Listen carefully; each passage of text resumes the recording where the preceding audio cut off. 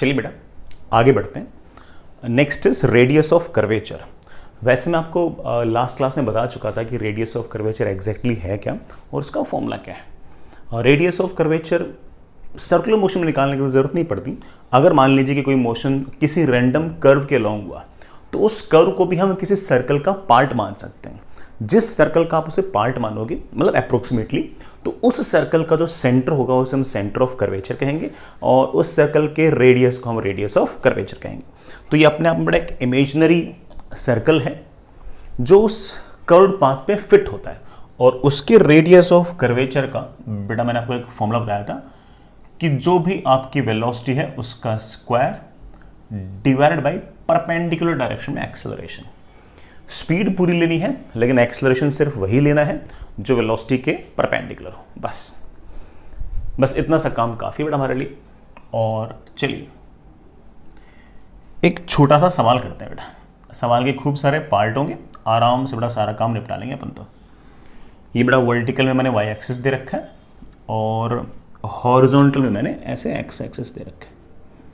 किसी पार्टिकल को अपन ने क्या किया बेटा कि हॉरिजॉन्टल से एंगल थीटा पर यू वेलोसिटी से फेंक दिया और ये जो बॉल है बड़ा ये यूं चलते चलते चलते पैराबोला के लॉन्ग जा रही है। ऑफ कोर्स पैराबोला के लॉन्ग जा रही है, motion is not circular, but हम अलग अलग इंस्टेंट पर इन पैराबोला को एक अलग अलग सर्कल्स का पार्ट मान सकते हैं। जिन सर्कल्स का आप इसे पार्ट मान सकते हो उनके सेंटर को सेंटर ऑफ कर्वेचर, उनके रेडियस को रेडियस ऑफ कर्वेचर हम कहेंगे। सवाल, फाइंड रेडियस ऑफ कर्वेचर। पहला सवाल बेटा, जस्ट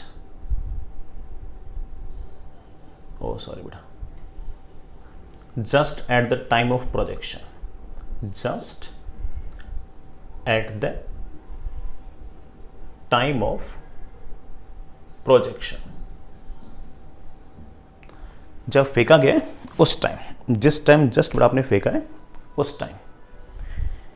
तो चलिए करते हैं बेटा। जिस टाइम आपने फेंका है बेटा, हम डायग्राम थोड़ा सा ऐसे अलग से दिखा दूं। जिस टाइम आपने फेंका है उस टाइम वेलोसिटी है u, एंगल है बेटा आपका थीटा, एक्सेलरेशन ड्यू टू ग्रेविटी है नीचे की तरफ g।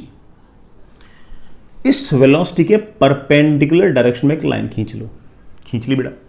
ये एंगल थीटा, ये 90 माइनस थीटा, ये वापस से आपके पास आ गया थीटा। इस एक्सेलरेशन का एक कंपोनेंट आएगा इस तरफ, that is of course g cos theta. एक कंपोनेंट आएगा वेलोसिटी के अपोजिट बेटा, that is g sin theta. अब हम इतना तो समझ गए इस बात को कि बेटा g sin थीटा तो एक तरह से टेंजेंशियल एक्सेलरेशन है। इसकी जिम्मेदारी तो इस स्पीड को घटाने की है, इस वेलोसिटी को कम करने की है। वेलोसिटी आगे है, एक्सेलरेशन पीछे है, तो इस g sin थीटा की जिम्मेदारी है टू डिक्रीज u को घटाने की। ये जो g कॉस्टा है ये है आपका a परपेंडिकुलर है। a परपेंडिकुलर मतलब बेटा नॉर्मल डायरेक्शन में एक्सेलरेशन जो वेलोसिटी के परपेंडिकुलर है। इसकी जिम्मेदारी है बेटा इसको सर्कुलर मोशन या कर्व्ड पाथ देने की। हमने क्या रखा है कि radius of curvature at this instant is जो भी स्पीड है उसका स्क्वायर डिवाइड बाय वेलोसिटी के परपेंडिकुलर डायरेक्शन में एक्सेलरेशन। बेटा वेलोसिटी के परपेंडिकुलर डायरेक्शन में acceleration is g cos theta. This is the radius of curvature. Fair enough. Find radius of curvature बेटा दूसरा सवाल, when ball is at maximum height. बेटा ball जब सबसे ऊपर होगी ना, मैक्सिमम हाइट पर होगी, उस टाइम पर रेडियस ऑफ कर्वेचर क्या होगा। बेटा मैक्सिमम हाइट पर होगी तो वेलोसिटी होगी ऐसे u cos थीटा। हालांकि बेटा मोशन तो पैराबोला ही है, बट ये पैराबोलिक मोशन भी बेटा किसी न किसी सर्कल का पार्ट हो सकता है और जिस सर्कल का पार्ट हो सकता है उस सर्कल के रेडियस को बेटा मैं क्या बोलूंगा, रेडियस ऑफ कर्वेचर। अभी निकालते बेटा। मैक्सिमम हाइट पर आपकी जो बॉल है उसकी कहानी बेटा ये है कि वेलोसिटी है सामने की तरफ u cos थीटा और एक्सेलरेशन तो पूरे रास्ते बेटा नीचे की तरफ ही होता है g। वेलोसिटी सामने, एक्सेलरेशन नीचे, दोनों के बीच में एंगल जो है बेटा कितना है 90। बेटा एंगल कितना है 90 और हमसे पूछा गया है कि बताइए कि रेडियस ऑफ कर्वेचर क्या होगा। बेटा रेडियस ऑफ कर्वेचर होगा जो भी स्पीड है उसका स्क्वायर। बेटा मैक्सिमम हाइट पर स्पीड है u cos थीटा, का स्क्वायर डिवाइड बाई एक्सेलरेशन का वो कंपोनेंट जो वेलोसिटी के परपेंडिकुलर हो।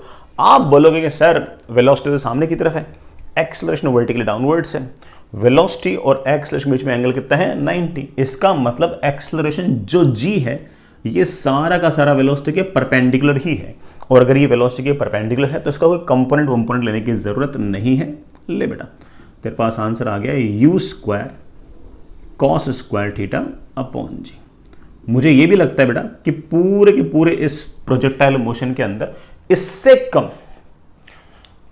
कम रेडियस ऑफ कर्वेचर नहीं हो सकता। सोचो बेटा कैसे, स्पीड u कॉस्टा से कम नहीं हो सकती भाई, पूरे रास्ते में सबसे कम स्पीड कितनी हो सकती है u कॉस्टा, कहां सबसे मैक्सिमम हाइट पर, तो न्यूमरेटर तो इससे कम नहीं हो सकता और डिनोमिनेटर g से ज्यादा नहीं हो सकता भाई। डिनोमिनेटर में थोड़ा परपेंडिकुलर डायरेक्शन में एक्सेलरेशन है, अब नेट एक्सेलरेशन g है तो उसका वो कंपोनेंट जो वेलोसिटी के परपेंडिकुलर होगा वो पक्की बात है g से तो छोटा ही होगा। तो जो भी कंपोनेंट आएगा वो g cos थीटा या g का कोई कंपोनेंट आता है बेटा, यहां पर पूरा पूरा g आ रहा है तो डिनोमिनेटर तो इससे बड़ा नहीं हो सकता और न्यूमरेटर इससे कभी छोटा नहीं हो सकता। इसका मतलब ये रेडियस ऑफ कर्वेचर हमारा सबसे लीस्ट है, हाईएस्ट पॉइंट पर बेटा सबसे कम आएगा। फेयर एनफ बेटा। थर्ड सवाल, when ball is moving at an angle alpha with the horizontal, horizontal के साथ अगर अल्फा एंगल पे जा रही है उस टाइम पर रेडियस ऑफ कर्वेचर क्या होगा। बेटा मान लेते हैं कि ये हॉरिजॉन्टल और किसी टाइम टी पर बॉल जो है वो v वेलोसिटी से यूं जा रही है और हॉरिजॉन्टल से एंगल है अल्फा। मुझे इस टाइम पर इसका रेडियस ऑफ कर्वेचर निकालना है। निकालेंगे बेटा, हमारे पास कोई 50-60 फॉर्मूले तो है नहीं बेटा, फॉर्मूला है ही एक कि जो भी बेटा वेलोसिटी है उसका square divide by perpendicular direction में जो आपका एक्सेलरेशन है बेटा वो। तो मेरे ख्याल से बात बन जाएगी अपनी ना, इतनी सी इंफॉर्मेशन से बात बड़े आराम से बन जाएगी। तो चलिए बेटा मैं डायग्राम फिर से बताता हूँ। आपने बेटा बॉल को यू से फेंका, एंगल थीटा यू, चलते चलते चलते बेटा बॉल है ना यहां कहीं पहुंच गई। ये बेटा वेलोसिटी v है और ये एंगल अल्फा है। एक्सेलरेशन हम जानते हैं बेटा नीचे की तरफ g है। वेलोसिटी के परपेंडिकुलर डायरेक्शन में एक लाइन खींच दो, खींच दी वेलोसिटी के परपेंडिकुलर डायरेक्शन में, तो टोटल एंगल हो गया 90। ये अल्फा तो ये 90 माइनस अल्फा, तो पक्की बात है कि ये आ गया अल्फा। g का कंपोनेंट आ गया इस तरफ, that is g cos alpha. एक g का कंपोनेंट वेलोसिटी के अपोजिट आएगा, that will B g sin alpha. ये g sin अल्फा स्पीड को घटाएगा और जो g cos अल्फा है, सॉरी बेटा अल्फा है, और जो g cos अल्फा है ये बेटा इसके मोशन को कर्व्ड पाथ या फिर डायरेक्शन चेंज करने के लिए जिम्मेदार है। यही है बेटा हमारा वो क्या परपेंडिकुलर डायरेक्शन वाला एक्सेलरेशन। आप कह सकते हो कि रेडियस ऑफ कर्वेचर इज जो भी वेलोसिटी है उसका square divided by perpendicular direction में एक्सेलरेशन। बेटा परपेंडिकुलर डायरेक्शन में acceleration is g cos alpha. लेकिन हम आंसर इस तरह से छोड़ नहीं सकते बेटा, क्योंकि v तो दिया हुआ ही नहीं है। सर v नहीं दिया तो क्या करें बेटा, v निकालने के लिए जुगाड़ है जो आप जानते ही हो। पूरे रास्ते हॉरिजॉन्टल डायरेक्शन के अंदर वेलोसिटी चेंज नहीं होगी। शुरुआती वेलोसिटी हॉरिजॉन्टल में जो थी वो u cos थीटा है, अब बेटा v cos अल्फा है। अभी v cos अल्फा है, शुरुआती u cos थीटा है, तो v को हम बड़े आराम से लिख सकते हैं u cos theta upon cos alpha. बड़ा पटको से बड़ा पटका तो आ गया u square cos square theta upon g times cos square alpha और एक cos अल्फा बड़ा पहले से, that is cos cube alpha. That is the radius of curvature. ये है बड़ा हमारा रेडियस ऑफ कर्वेचर, कभी भी जब बड़ा आपका हॉरिजॉन्टल से एंगल अल्फा है तब। ये बड़ा आपका रेडियस ऑफ कर्वेचर। चलिए बेटा एक छोटी सी बात और, हालांकि बेटा ऐसे फिजिक्स में तो बड़ा उसका बहुत ज़्यादा यूज़ नहीं है, बट हो सकता है बेटा कभी ना कभी आप एक सवाल फेस कर लो जिसमें कोई कर्व दे रखा हो, बेटा y as a function of x दे रखा हो, कोई कर्व दे रखा हो और उसका रेडियस ऑफ कर्वेचर पूछ ले। तो बेटा मान लीजिए कि मैथमेटिकली आपको कोई कर्व दे रखा है y as a function of x और उसका रेडियस ऑफ कर्वेचर अपन से पूछ लिया। y as a function of x, ये कोई ना कोई कर्व गिवन है बेटा, फेयर एनफ, और हमें पूछ ले कि इसका रेडियस ऑफ कर्वेचर किसी पॉइंट पे क्या होगा। मैं बेटा प्रूव तो नहीं कर रहा यार, हालांकि ऐसा नहीं कि बड़ा प्रूफ कोई बहुत ही हाई फाई हो, हमने जो बड़ा बेसिक हल्की फुल्की जो डिफरेंशिएशन वगैरह होती है, टेंजेंट नॉर्मल वगैरह होते हैं, उनसे हम बड़े आराम से, मतलब सिंपल एप्लीकेशन ऑफ डेरिवेटिव का सवाल है, किया जा सकता है यार, है ना। लेकिन ठीक है, मुझे ऐसा लगता है मैथ्स में भी कभी ना कभी हो सकता है कि ये आए, ना भी आए तो बड़ा कोई दिक्कत नहीं है ना, ऐसे अपने तो बड़ा फॉर्मूले से काम चल जाएगा। बट मैं सिर्फ ये कहना चाहता हूँ कोई बच्चा अगर प्रूव करना चाहे तो प्रूव कर सकता है, इशू नहीं उसमें ना। But it will be 1 plus dy by D x का स्क्वायर होल की power 3/2 upon mod of d2y by D X square. कोई भी कर्व्ड पाथ हो, कैसा भी कर्व्ड पाथ हो, उसके किसी भी पॉइंट पर अगर आपको रेडियस ऑफ कर्वेचर निकालना हो तो बड़ा ये फॉर्मूला है। मैं फिर से बोल दूं बड़ा इस बात को, ऐसा नहीं है कि बड़ा ये फॉर्मूला मतलब आउट ऑफ अवर सिलेबस है कि ना ये हम प्रूव नहीं कर सकते। सिंपल बड़ा मैथमेटिक्स वगैरह में जब भी तुम एप्लीकेशन ऑफ डेरिवेटिव वगैरह पढ़ो तो आप कभी ना कभी बड़ा इसको बड़े आराम से हो सकता निकालते भी हो आप लोग, है ना। और it's not that out of league, है ना, it can be done. But physics में इसका बड़ा कोई ऐसे डेरिवेशन की जरूरत हमें है नहीं। जैसे कहाँ काम आ सकता है, सुनना बेटा, मान लीजिए कि मुझे एक पैराबोला की इक्वेशन दे रखी है and parabola is y is equals to ax square. Of course अगर a की वैल्यू पॉजिटिव है so it's an equation of parabola mouth opening upwards. Find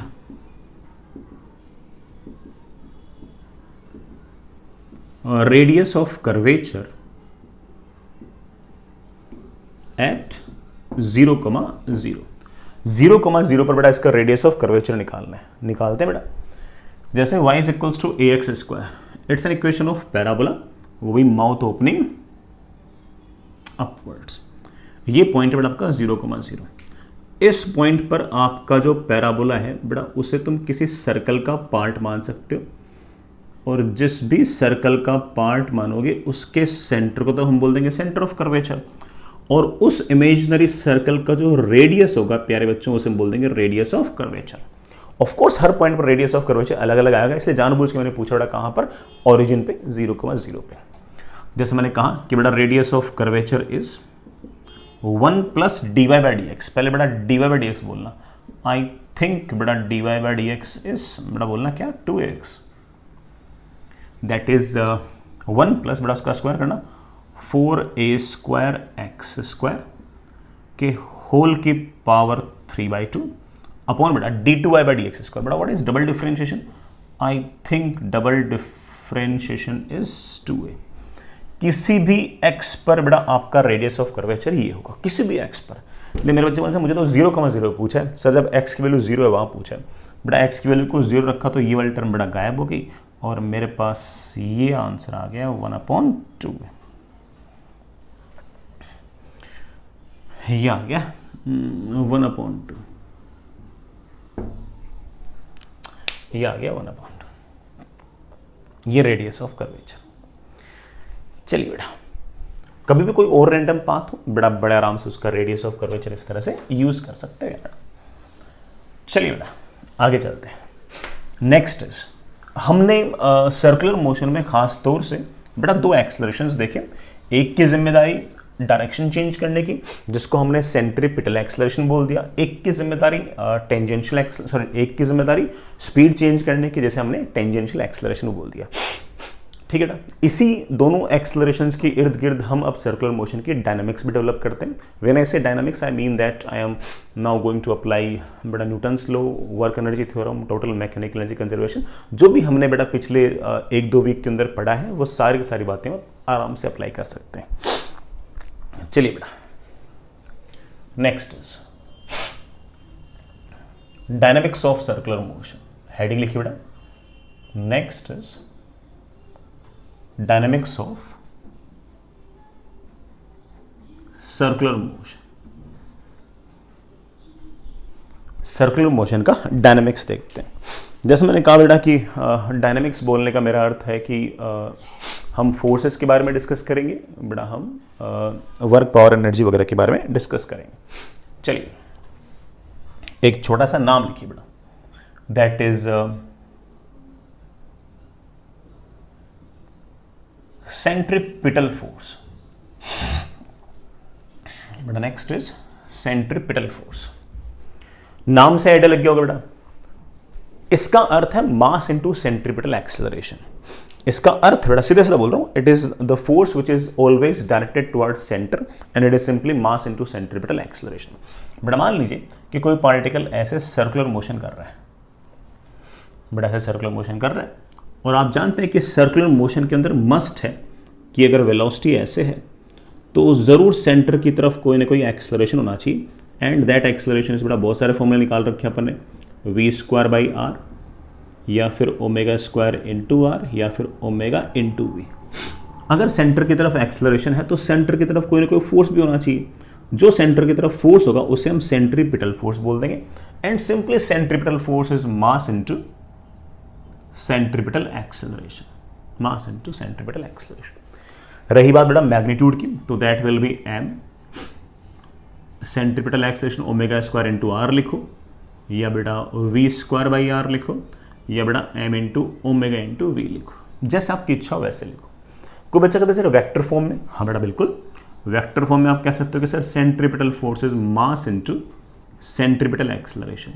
मास तो बेटा वैसा का वैसा, centripetal acceleration is omega cross, centripetal acceleration is omega cross V. ये बेटा हमारा सेंट्रीपिटल फोर्स है। दिमाग में है ना ऐसी कोई नया कचरा क्रिएट मत कर लेना कि सर ये कोई नए तरीके का फोर्स आ गया, सर जैसे टेंशन था, फ्रिक्शन था, नॉर्मल था, स्प्रिंग फोर्स था, सर वैसा ही एक नया फोर्स आ गया सेंट्रीपिटल फोर्स। नहीं बेटा ऐसा कुछ नहीं है, ये नए प्रकार का फोर्स नहीं है। फोर्सेस तो बेटा वही हैं, वही बेटा जो हमने बेसिक 4 पढ़ रखे हैं, gravitational force, electromagnetic force, weak nuclear force, strong nuclear force, बेटा वो बेसिक 4 फोर्स ही, और उनके कुछ हमने प्रकार भी देख लिए कि हमारे काम के फिलहाल कौन से हैं।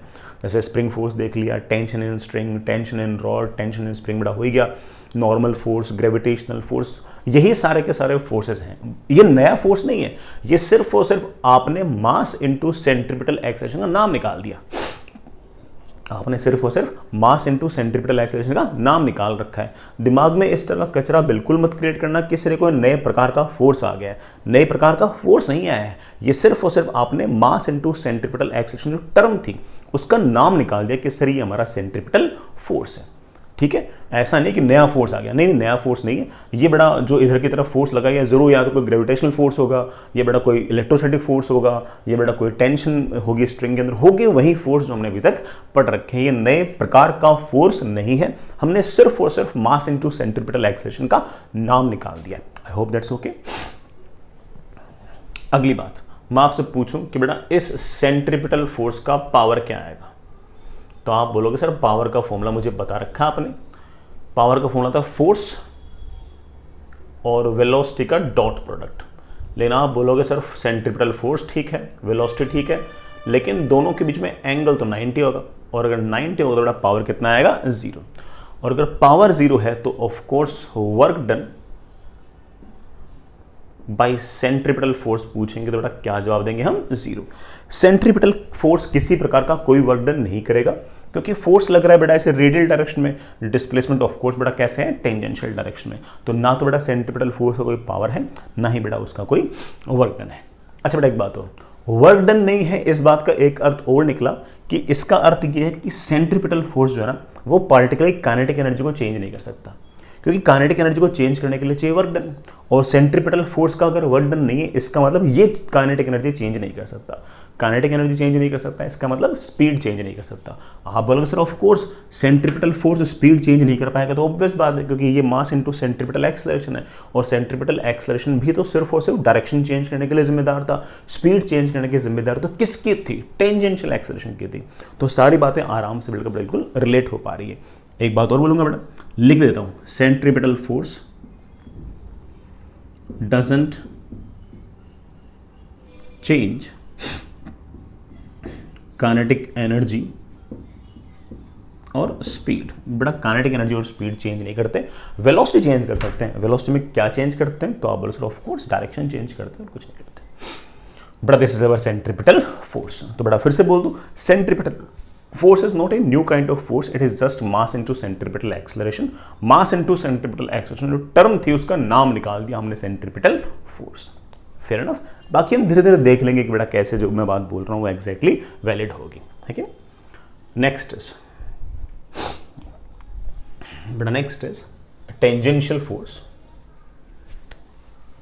हेडिंग लिखिए बेटा। नेक्स्ट इज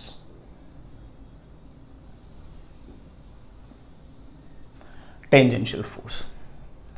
बेटा of course again tangential force is mass into tangential acceleration, और हम टेंजेंशियल एक्सेलरेशन का अगेन अर्थ बड़ा बड़े आराम से जानते हैं। हमने देखा है कि कैसे कैसे टेंजेंशियल एक्सेलरेशन का काम निपटता है। Tangential force is mass into tangential acceleration. बेटा tangential acceleration is alpha into radius, या बेटा mass into D by D T of बेटा what, D by D T of speed. बेटा स्पीड को आप चाहो तो v भी लिख सकते हो, और चाहो तो आप बड़ा D by D T of ये मैग्नीट्यूड ऑफ वेलोसिटी भी लिख सकते हैं। अगर आप मुझसे पूछो, अरे बेटा sorry tangential force F T लिखूंगा। अगर आप मुझसे पूछोगे सर टेंजेंशियल फोर्स को वेक्टर फॉर्म में लिख पाओगे? हाँ बेटा क्यों नहीं, it is mass into tangential acceleration, and as we know it very well कि tangential acceleration is alpha cross R, that is alpha cross R. ये बेटा आपका टेंजेंशियल फोर्स है। टेंजेंशियल फोर्स या तो बेटा वेलोसिटी की तरफ होगा या उसके अपोजिट होगा। देखना बेटा, ये तो बेटा आपका सेंट्रीपिटल हो गया, इसको छोड़ो हटाओ बेटा, तो है ना। ये आपके पास वेलोसिटी है, जिस तरफ वेलोसिटी है उस तरफ आपका टेंजेंशियल फोर्स हो सकता है बेटा, दिस इज एफ टी। अगर ये वेलोसिटी की तरफ होगा तो वेलोसिटी को बढ़ाएगा, अगर ये वेलोसिटी के अपोजिट होगा तो बेटा ये वेलोसिटी को घटाएगा। व्हेन ऐसे वेलोसिटी को घटाएगा आई मीन वेलोसिटी के मैग्नीट्यूड को घटाएगा, आई मीन स्पीड को घटाएगा। Fair enough. तो बेटा टेंजेंशियल फोर्स की जिम्मेदारी स्पीड को चेंज करने की है, तो आप कह सकते हो कि tangential force is always tangential to the path. But जो भी सर्कुलर मोशन है उसके टेंजेंशियल होगा, उसके पाथ के टेंजेंशियल होगा। अगर आपका टेंजेंशियल फोर्स वेलोसिटी के पैरेलल है तो ऑफ कोर्स बड़ा आपकी जो स्पीड है वो बढ़ेगी। अगर आपका टेंजेंशियल फोर्स वेलोसिटी के अपोजिट है तो ऑफ कोर्स बड़ा आपकी जो स्पीड है बड़ा वो घटेगी। तो टेंजेंशियल फोर्स की जिम्मेदारी बड़ा स्पीड को बढ़ाना या घटाना है, ठीक है।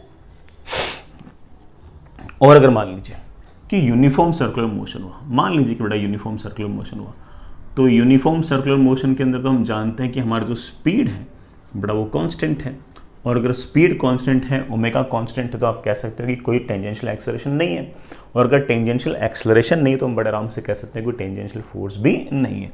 तो यूनिफॉर्म सर्कुलर मोशन में आप कह सकते हो कि किसी प्रकार का कोई टेंजेंशियल फोर्स नहीं होगा, और in other words I could say कि टेंजेंशियल फोर्स इज जीरो। तो टेंजेंशियल फोर्स की जिम्मेदारी बेटा सिर्फ और सिर्फ क्या है, स्पीड को बढ़ाने या घटाने की है।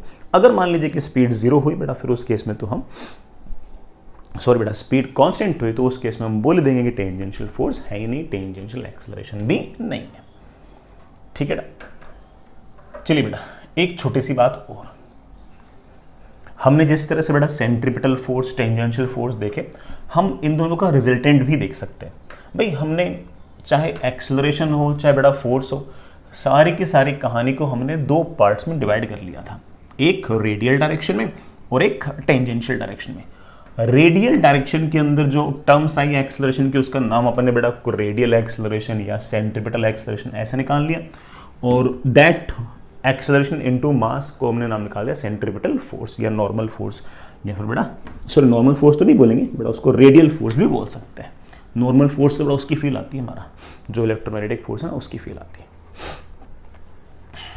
अगर मैं कहूँ कि बेटा मुझे ऐसी सिचुएशन के अंदर नेट फोर्स लिखना है, तो आप कह सकते हो कि सर ये अगर यूनिफॉर्म सर्कुलर मोशन है, किसी टाइम पर पार्टिकल पर इस तरफ सेंट्रीपिटल फोर्स है लेट से एफ सी, और टेंजेंशियल डायरेक्शन में दूसरा फोर्स है एफ टी, तो जो रिजल्टेंट फोर्स आएगा वो इन दोनों का ऐसे आएगा, this will be the net force, and net force will be under root of बेटा क्या, इसका स्क्वायर प्लस इसका square, that is F C square plus F T square, this is the net force. Even बेटा ये जो radial direction है और जो नेट फोर्स है, इनके बीच में अगर कोई मुझसे पूछेगा कि सर ये वाला एंगल कितना, बेटा ये वाला एंगल भी हम बड़े आराम से निकाल सकते हैं। हम लिख सकते हैं tan it is perpendicular upon base. मैं वापस से लिख नहीं रहा, हम बेटा पहले इसको लिख चुके हैं एक बार ना, एक्सेलरेशन में लिख चुके हैं तो बड़ा फोर्स में भी लिख ही चुके, बार बार इनको लिखने की जरूरत नहीं है। तो again I want to recall it कि टेंजेंशियल फोर्स और सेंट्रीपिटल फोर्स नए प्रकार के फोर्स नहीं है, बड़ा जो फोर्सेस हम लोगों ने पहले से पढ़े वही फोर्सेस हैं, बस मास इनटू सेंट्रीपिटल एक्सेलरेशन का नाम निकाल दिया सेंट्रीपिटल फोर्स, और मास इनटू टेंजेंशियल एक्सेलरेशन का नाम निकाल दिया tangential force, and nothing more than that. Net force निकालना हो तो अंडर रूट ऑफ एफ का स्क्वायर प्लस एफ का स्क्वायर। Fair enough. चलिए बेटा मैं अपनी बात को हल्का सा बेटा 2-3 एग्जाम्पल से समझाना चाहूंगा आपको। जैसे आप लोगों ने बेटा हल्का फुल्का है ना एटॉमिक स्ट्रक्चर वगैरह में केमिस्ट्री में एक छोटी सी बात पढ़ी होगी कि न्यूक्लियस जो है उसके पास चार्ज पॉजिटिव, बेटा उसके पास लेट से चार्ज इज Ze, और उसके चारों तरफ इलेक्ट्रॉन्स हैं वो ऐसे भाग रहे हैं, इलेक्ट्रॉन का चार्ज है -e और मास है m, और उसके डिस्टेंस बेटा यहाँ से r। इस इलेक्ट्रॉन के पास बेटा वेलोसिटी v है, तो ये बेटा v वगैरह हम बड़े आराम से निकाल सकते हैं। अगर वेलोसिटी v है और सर्कुलर मोशन कर रहा है तो पक्की बात है कि अंदर की तरफ कोई ना कोई एक्सेलरेशन होना चाहिए। That acceleration will be either omega square into R और v square by R, depending on कि v निकालना है या ओमेगा निकालना है। मैंने बेटा ऐसे डायग्राम के अंदर v के आगे क्वेश्चन मार्क लगा रखा है, तो चलो v निकालते हैं। अंदर की तरफ एक्सेलरेशन है v स्क्वायर बाई आर, अंदर की तरफ एक्सेलरेशन है v स्क्वायर बाई आर, तो उस एक्सेलरेशन का नाम निकाल दिया सेंट्रीपिटल एक्सेलरेशन। अगर अंदर की तरफ सेंट्रीपिटल एक्सेलरेशन है तो पक्की बात है कि अंदर की तरफ कोई ना कोई फोर्स भी आना चाहिए। सर कौन है वो फोर्स? बेटा वो फोर्स है इस पॉजिटिव चार्ज और नेगेटिव चार्ज के बीच लगने वाला इलेक्ट्रोस्टैटिक फोर्स। सर आपने तो कहा था कि सेंटर की तरफ एक फोर्स लगता है जिसका नाम है सेंट्रीपिटल फोर्स। अरे बेटा सेंट्रीपिटल फोर्स नया फोर्स नहीं है, ऐसा नहीं कि कुछ नया आ गया, नया जुगाड़ आ गया। ये मास इनटू सेंट्रीपिटल एक्सेलरेशन का ही हमने नाम निकाल दिया centripetal force, and in this case the centripetal force is actually provided by attractive force between this positive charge and negative charge. इस पॉजिटिव और नेगेटिव के बीच ये जो इलेक्ट्रोस्टैटिक फोर्स है ना, यही हमारा सेंट्रीपिटल फोर्स है। सेंट्रीपिटल फोर्स नया फोर्स नहीं है, हमने सिर्फ और सिर्फ मास इनटू सेंट्रीपिटल एक्सेलरेशन का नाम निकाल दिया कि ये हमारा सेंट्रीपिटल फोर्स है। एंड ऑफ कोर्स बेटा this is your electrostatic force, and this electrostatic force is mass into acceleration. जैसे हम आज तक न्यूटन लॉ ऑफ मोशन लगाते आए थे वैसे लगाएंगे। सेंटर की तरफ force is equals to mass into centre की तरफ एक्सेलरेशन, और सेंटर की तरफ एक्सेलरेशन कौन है बेटा? सेंट्रीपिटल। और इसी को भी हम कह सकते हैं कि sir this is our centripetal force. बोल दो बेटा क्या दिक्कत है? क्या हमें दो चार्ज पार्टिकल्स के बीच में अट्रैक्टिव फोर्स लिखना आता है आपको? हाँ सर बिल्कुल। दो चार्ज पार्टिकल्स के बीच में इलेक्ट्रोस्टैटिक फोर्स होता है 1/4 pi epsilon not Q1 Q2 upon R square, that is equals to mass into centripetal acceleration. एक R से बेटा एक आपका R निपट गया, और V की वैल्यू बड़े इत्मीनान से आप लिख सकते हो कि that is ZE square upon 4 pi epsilon not MR। ये हमारा आंसर आ गया। अगर आप मुझसे पूछो कि इस इलेक्ट्रॉन का ओमेगा कितना होगा, हम ओमेगा भी लिख सकते हैं।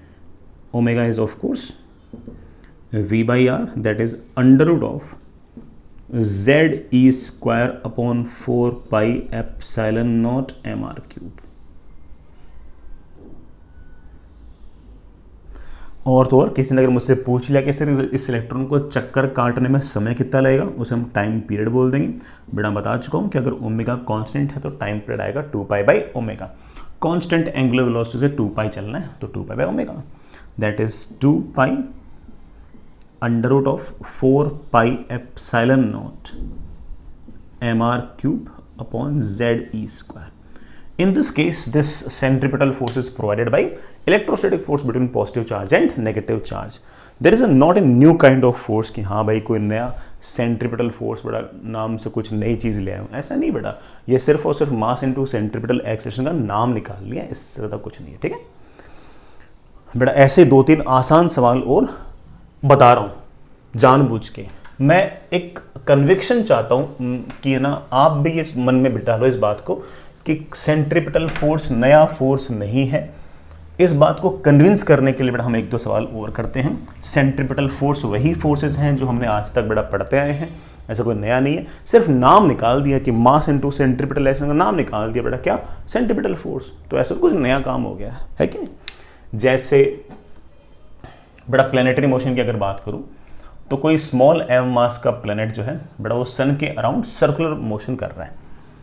मान लीजिए बड़ा कहानी ऐसी है कि बीचों बीच तो बड़ा सन, उसका मास कैपिटल एम, और यहाँ कहीं बड़ा हमारे पास एक एम मास का प्लेनेट, और ये जो एम मास का प्लेनेट है ये ऐसे आर रेडियस के सर्कल में ऐसे सर्कुलर मोशन कर रहा है with some speed, but let's say that is v।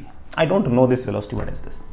Again I would say कि बड़ा अगर इस तरह से प्लेनेट अगर सन के अराउंड अगर लगातार घूमे जा रहा है तो इसके पास बड़ा डायरेक्शन चेंज करने के कारण इस तरफ कोई ना कोई एक्सेलरेशन होगा, वो एक्सेलरेशन होगा v²/r, और उस v²/r को ही बड़ा हम क्या बोल रहे थे, सेंट्रीपिटल एक्सेलरेशन। ये बड़ा लिखना चाहो तो उसको ओमेगा स्क्वायर इंटू आर भी लिख सकते हो, डिपेंडिंग ऑन कि हमें v निकालना है या ओमेगा निकालना है। अगर अंदर की तरफ सेंट्रीपिटल एक्सेलरेशन तो ऑफकोर्स अंदर की तरफ कोई ना कोई फोर्स भी होना चाहिए। वो फोर्स कौन है? अब ये बोलना कि सर वो फोर्स सेंट्रीपिटल फोर्स है, ये थोड़ा सा बेवकूफ़ी हो जाएगी। भाई इस मास इंटू सेंट्रीपिटल ऐसे का नाम निकाल रखा है सेंट्रीपिटल फोर्स, तो बड़ा एक्चुअली में तो कोई फोर्स लग रहा होगा ना जिसने उस सेंट्रीपिटल फोर्स को प्रोवाइड कराया होगा। तो आप कहोगे हाँ सर, ये एम मास इस एम मास को bye virtue of masses attract करेंगे, by virtue of masses अगर attract करेंगे, but that force is known as gravitational force, and in this case we could easily say कि this gravitational force is providing क्या बेटा, this gravitational force is providing the required centripetal acceleration or the required centripetal force। ऐसा नहीं कि बेटा gravitational force भी दिखा दिया और फिर बोल रहे हो कि अरे सर centripetal और लगेगा, नहीं बेटा, centripetal force is being provided by this gravitational force। In other words, we could say कि the centripetal acceleration is provided by this gravitational force। We could easily say कि मतलब छोटा सा काम आता है, अंदर की तरफ force is equals to mass into अंदर की तरफ एक्सेलरेशन। अंदर की तरफ हमारा जो ग्रेविटेशनल फोर्स है that is equals to mass into centripetal acceleration. इसी को आप चाहो तो सेंट्रीपिटल फोर्स भी बोल सकते हो। द ग्रेविटेशनल फोर्स बड़ा दो मासेस के बीच में बाय वर्च्यू ऑफ मासेस बड़ा ग्रेविटेशनल फोर्स लगता है, that is Gm/m/r² and that must be equals to mass into acceleration, but that is mv²/r। बड़ा r से r, m से m निपट गया और बड़ा v की वैल्यू आ गई है √Gm/r। This velocity is also known as orbital velocity, बड़ा this is also known as orbital velocity. अगर मैं आपसे पूछूं बड़ा ओमेगा कितना होगा इस प्लेनेट का, तो आप बोलोगे सर ओमेगा होगा of course v/r, that is √of Gm/r⁻3। अगर आप मुझसे पूछोगे सर टाइम पीरियड क्या होगा, तो बोलूंगा टाइम पीरियड होगा बेटा 2π/ω, कांस्टेंट ओमेगा है बेटा, that is 2π/ω, that is √r³ बेटा ओमेगा कांस्टेंट कैसे होता है आपको समझ में आ गया होगा कि इस पार्टिकल पर इकलौता फोर्स सिर्फ और सिर्फ सन लगा रहा है ऐसे, तो सारा का सारा जो फोर्स है वो दोनों को जोड़ने वाली लाइन के अलोंग है ऐसे रेडियल डायरेक्शन में, मतलब टेंजेंशियल डायरेक्शन में तो कोई फोर्स ही नहीं है। टेंजेंशियल डायरेक्शन में फोर्स नहीं है तो टेंजेंशियल डायरेक्शन में एक्सेलरेशन नहीं है, और अगर टेंजेंशियल डायरेक्शन में एक्सेलरेशन नहीं तो ऑफ कोर्स बड़ा आपका ओमेगा कांस्टेंट होगा, स्पीड आपकी कांस्टेंट होगी। फेयर ना? तो आप कह सकते हो कि टाइम पीरियड हम डायरेक्ट ऐसे निकाल सकते हैं। एक बात और बेटा, मैं ऐसे बोल रहा हूँ बेटा, हम कभी ना कभी इसको बाद में अलग से भी प्रूव कर देंगे, टाइम पीरियड का square is directly proportional to r³। अलग अलग प्लैनेट्स का सन के अराउंड रोटेशन करने का टाइम पीरियड अलग अलग आता है, और ये जो टाइम पीरियड का स्क्वायर है ये डायरेक्टली प्रोपोर्शनल टू सन से डिस्टेंस की पावर 3 के डायरेक्टली प्रोपोर्शनल है। This is also known as, हम आगे जाकर बेटा कभी ना कभी पढ़ भी लेंगे, it is also known as Kepler's law, but it is also known as Kepler's law. ये है बेटा हमारा केपलर्स लॉ। ऐसे नहीं बेटा हम केपलर लॉ थोड़ी पढ़ रहे हैं अभी तो बेटा अपन ठीक है सर्कुलर मोशन ही पढ़ रहे हैं, बट ठीक है बेटा ऐसे लिखा तो मैंने बता दिया कि ना यार यही केपलर लॉ है। Fair enough. चलिए बेटा हम थोड़ा सा बेटा और आगे बढ़ते हैं, ऐसी ही थोड़ी सी सिचुएशन और देखते हैं। सुनना बेटा,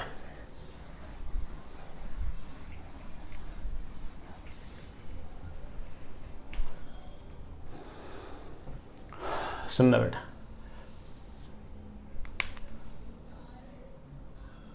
आपके पास एक बड़ा ग्रेविटी फ्री स्पेस है,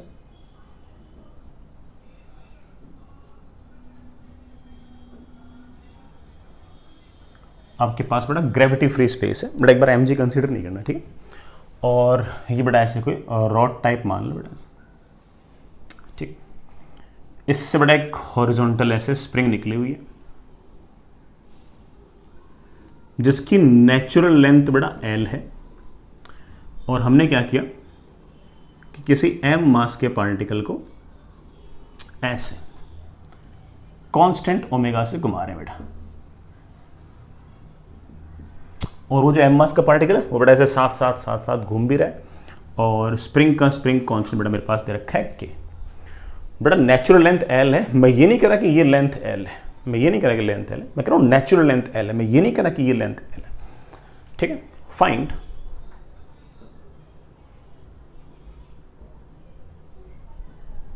extension in spring if particle of mass m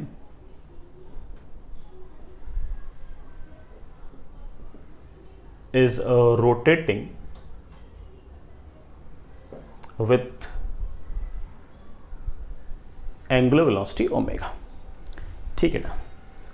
अगर ओमेगा से घूम रहा है तो पक्की बात है कि सेंटर की तरफ कोई ना कोई एक्सेलरेशन चाहिए, सेंटर की तरफ एक्सेलरेशन चाहिए तो सेंटर की तरफ फोर्स चाहिए, सेंटर की तरफ फोर्स mg तो हो नहीं सकता बेटा, ये तो क्या हॉरिजॉन्टल में है बेटा वैसे भी, और बेटा वैसे मैंने mg तो कंसीडर करने रखा, तो अंदर की तरफ फोर्स कौन लगा सकता है? आप बोलो सर स्प्रिंग।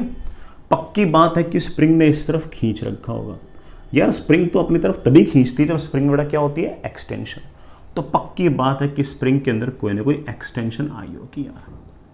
जैसे मैंने कहा कि स्प्रिंग में एक्सटेंशन आई होगी, लेट से x की एक्सटेंशन आई होगी, तो पक्की बात है कि बेटा एक्सिस से जो डिस्टेंस है वो x नहीं बेटा, अब कितनी है? L + x। अब आप कह सकते हो कि ये m मास का पार्टिकल अगर ऐसे सर्कुलर मोशन कर रहा है तो इस m मास के पार्टिकल के पास अंदर की तरफ एक्सलरेशन होना चाहिए omega square into radius. I think बेटा radius is L + x and there is some force like this. Who is this force? वैसे तो आपको सेंट्रीपिटल फोर्स, अरे वो तो ठीक है, वो तो बेटा मास इनटू सेंट्रीपिटल एक्सेलरेशन का नाम है, लेकिन कोई फोर्स तो होगा ना जो इस सेंट्रीपिटल एक्सेलरेशन को प्रोवाइड करा रहा होगा। आप बोलोगे हाँ सर, इस केस में जो है वो आपका स्प्रिंग का टेंशन है। This tension is of course k into extension and that must be equals to mass into acceleration. बेटा what's the acceleration? Omega square into L + x। Sir इस बार आपने v²/r नहीं लिखा बेटा, ओमेगा दे रखा था तो ओमेगा स्क्वायर इनटू r लिखी, मर्जी बेटा अपनी, कोई दिक्कत नहीं। और बेटा मुझसे x पूछा है कि एक्सटेंशन कितना आएगा। बेटा एक्सटेंशन निकालने के लिए बेटा एक तरह से काम करो, kx - m omega square x is equals to m omega square l। Extension की वैल्यू आ गई है m omega square l upon k minus m omega square. Extension की वैल्यू आ गई है m omega square l upon k minus m omega square. ये आ गया बेटा अपना एक्सटेंशन। Fair enough. चलिए बेटा ऐसे ही बेटा हम और भी सिचुएशंस देखेंगे, ठीक है, और हर बार इस बात को हम डिस्कस करते रहेंगे कि है ना बेटा कौन सेंट्रीपिटल फोर्स प्रोवाइड करा रहा है, कौन सेंट्रीपिटल एक्सेलरेशन प्रोवाइड करा रहा है ना, सब इस तरह की बातें हम बेटा बार बार ऐसे आराम से डिस्कस करते रहेंगे। चलिए बेटा आपके पास बेटा इस तरह की एक कहानी है कि सिचुएशन है कि ये बेटा कोई वर्टिकल रॉड, बेटा एक बार फिर से कोई ग्रेविटी नहीं है बेटा, ये आपके पास कोई वर्टिकल रॉड और इससे बेटा ये रस्सी, ये स्ट्रिंग, यहां कहीं बेटा एक m मास का पार्टिकल बांध रखा है, फिर यहां कहीं बेटा एक m मास का पार्टिकल बांध रखा है, और फिर यहां कहीं m मास का पार्टिकल बांध रखा है। ये m मास का पार्टिकल, ये m मास का पार्टिकल, ये m मास का पार्टिकल, ये लेंथ l, ये लेंथ l, ये लेंथ l, ठीक है।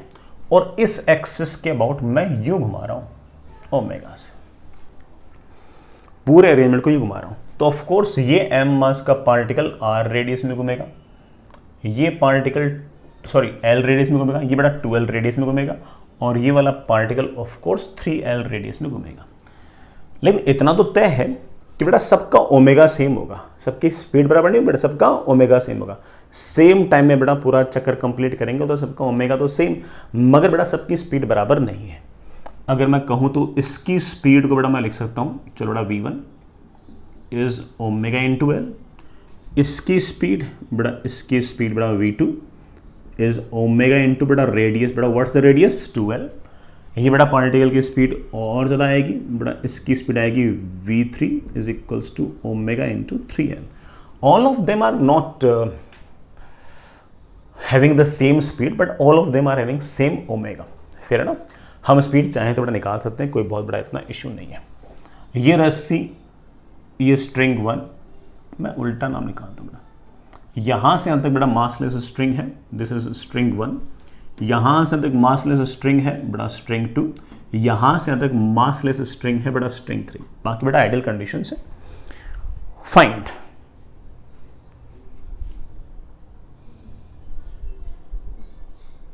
टेंशंस इन स्ट्रिंग्स।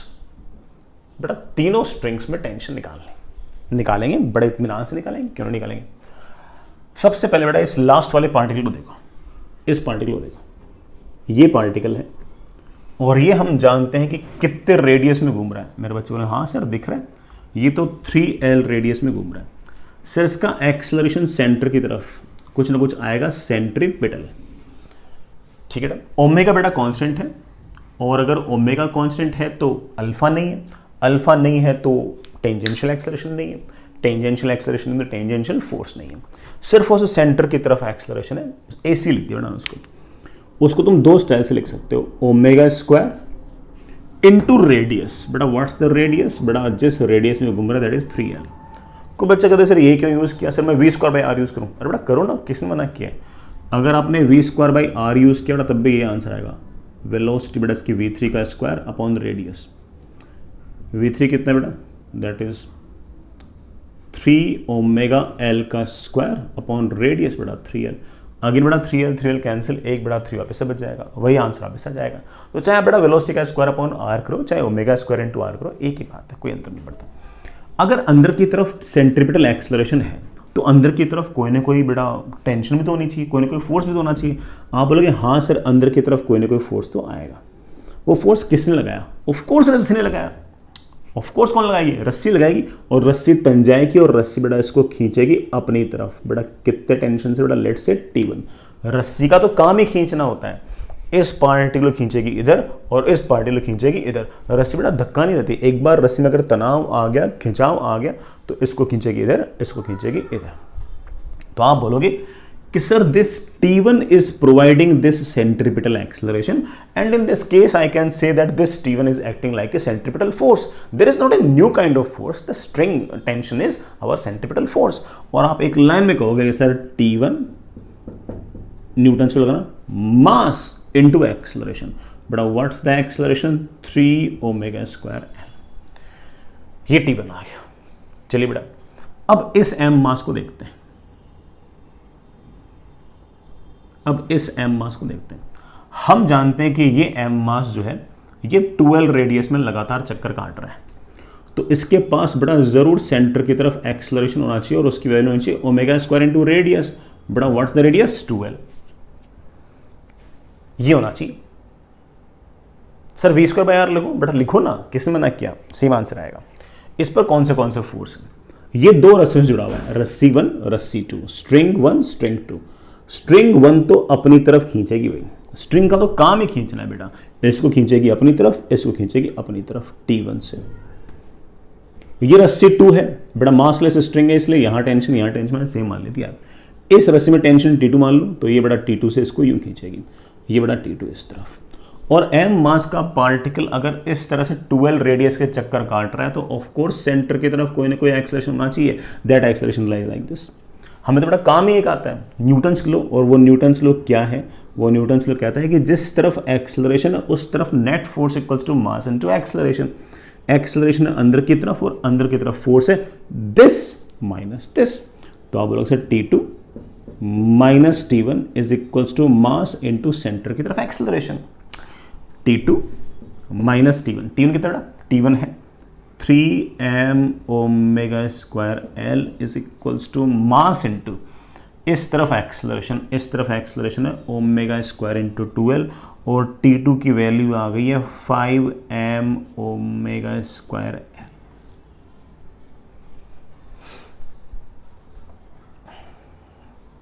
Fair enough. अब बेटा इस रस्सी में टेंशन निकालने के लिए बेटा ये एम मास का पार्टिकल पकड़ो। ये एम मास का पार्टिकल एल रेडियस के सर्कल में अगर चक्कर काट रहा है तो इसके पास सेंटर की तरफ एक्सेलरेशन होना चाहिए सेंट्रीपिटल, जिसकी वैल्यू होगी ओमेगा स्क्वायर इंटू रेडियस। बेटा कितना रेडियस एल। सर अंदर की तरफ एक्सेलरेशन तो अंदर की तरफ फोर्स भी होना चाहिए, ऑफ कोर्स होना चाहिए। ये रस्सी थर्ड रस्सी इसको खींचेगी अपनी तरफ कितने टेंशन से T3 से, लेकिन ये एम मास का पार्टिकल तो दो रस्सियों से बंधा हुआ बेटा, रस्सी 3 रस्सी 2 जो होगी वो इसे अपनी तरफ खींचेगी। रस्सी का तो काम ही क्या है, खींचना। इसको खींचेगी इधर, इसको खींचेगी इधर। आप बोलोगे सर इधर लग रहा है T3, इधर लग रहा है T2, इस तरफ आएगा आपका नेट फोर्स। बेटा न्यूटन से लगाना। आप बोलोगे हाँ सर इस तरफ नेट फोर्स है T3 माइनस T2। बेटा T3 minus T2 that is equals to mass into इस तरफ आपका सेंट्रीपिटल एक्सेलरेशन। अरे बेटा यही है आपका सेंट्रीपिटल फोर्स। T3 मुझे निकालना है माइनस T2। बेटा T2 हम निकाल चुके हैं, that is 5 times m omega square L is equals to mass into centripetal acceleration omega square L. बेटा T3 की वैल्यू आ गई है 6m ओमेगा स्क्वायर एल। तो बेटा रस्सी थर्ड जो है उसमें टेंशन आ गई बेटा आपकी 6m ओमेगा स्क्वायर एल। बेटा ये आपका एक्सेलरेशन आ गया। सॉरी बेटा एक्सेलरेशन क्या, रस्सी में टेंशन आ गई। हम हर रस्सी के अंदर बड़े आराम से बड़े इत्मीनान से इस तरह से टेंशन लिख सकते हैं। फेयर इनफ, कोई दिक्कत थोड़ी बेटा इस बात में आपको। तो बेटा और आगे बढ़ते हैं बेटा अपनी बेटा कहानी को अपन और आगे बढ़ाते हैं और बातें पूछते हैं। और हर बार देखो भाई जिस तरह से मैंने आपको पिछले 3-4 आसान सवाल कराए हैं, आपको इस बात का आइडिया लग गया होगा कि यार सर तो है ना नया एक्सेलरेशन लेके बैठा है कि सेंटर की तरफ ओमेगा स्क्वायर इंटू आर या वी स्क्वायर बाई आर होगा, और सर तो उसके बाद बिल्कुल वही न्यूटन्स लॉज ऑफ मोशन जो मैंने पहले सीख रखा था वो बार बार चिपका रहे हैं। हाँ बेटा वही करूंगा और क्या करूंगा।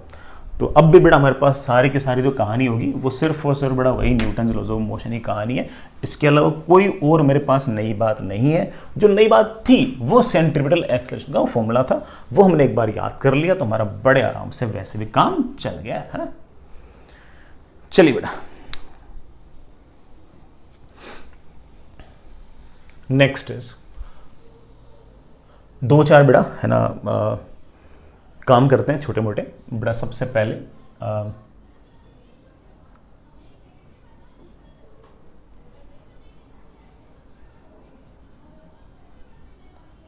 Conical pendulum. बेटा नेक्स्ट इज कॉनिकल पेंडुलम। सुनना बेटा, ये मेरे पास बेटा एक स्मूथ हिंज, बेटा कोई फ्रिक्शन वगैरह नहीं है। ये बेटा आपके पास वर्टिकल लाइन, ठीक है। ये बेटा आपके पास एक मासलेस स्ट्रिंग और इससे एक m मास का पार्टिकल अपन ने बांध दिया। लेंथ बेटा इसके पास l। लेट से बेटा ये वाला जो एंगल है ये थीटा। अगर मैंने इस m मास के पार्टिकल को यहां से छोड़ दिया, ये यूं जाएगा बेटा ऐसे, और it will not be A conical pendulum, rather it will be a simple pendulum. लेकिन हमने ऐसा नहीं किया। हमने क्या किया, इसको बेटा एस से वेलोसिटी दी क्रॉस वी। क्रॉस वी मतलब बेटा ऐसे अंदर की तरफ जैसे वेलोसिटी दी, एक स्पेसिफिक वेलोसिटी अगर मैं दूंगा तो बेटा ये जो पार्टिकल होगा ना ये ऐसे एक हॉरिजॉन्टल सर्कल में मूव करेगा, ऐसे एक हॉरिजॉन्टल सर्कल में मूव करेगा। अगर छोड़ दिया बेटा फिर तो यूं आएगा ऐसे ऐसे। This is simple pendulum. हमने बेटा इसको एक स्पेसिफिक वेलोसिटी यूं दी, बेटा फिर यूं चलते चलते चलते ऐसे हॉरिजॉन्टल सर्कल मूव कर रहा है। This arrangement is known as your conical pendulum. बेटा ये आपका अरेंजमेंट है कॉनिकल पेंडुलम का। और बेटा जो वेलोसिटी है it is of course like this. Speed बेटा ऐसे कांस्टेंट स्पीड से बेटा लगातार यूं चक्कर काटता रहेगा।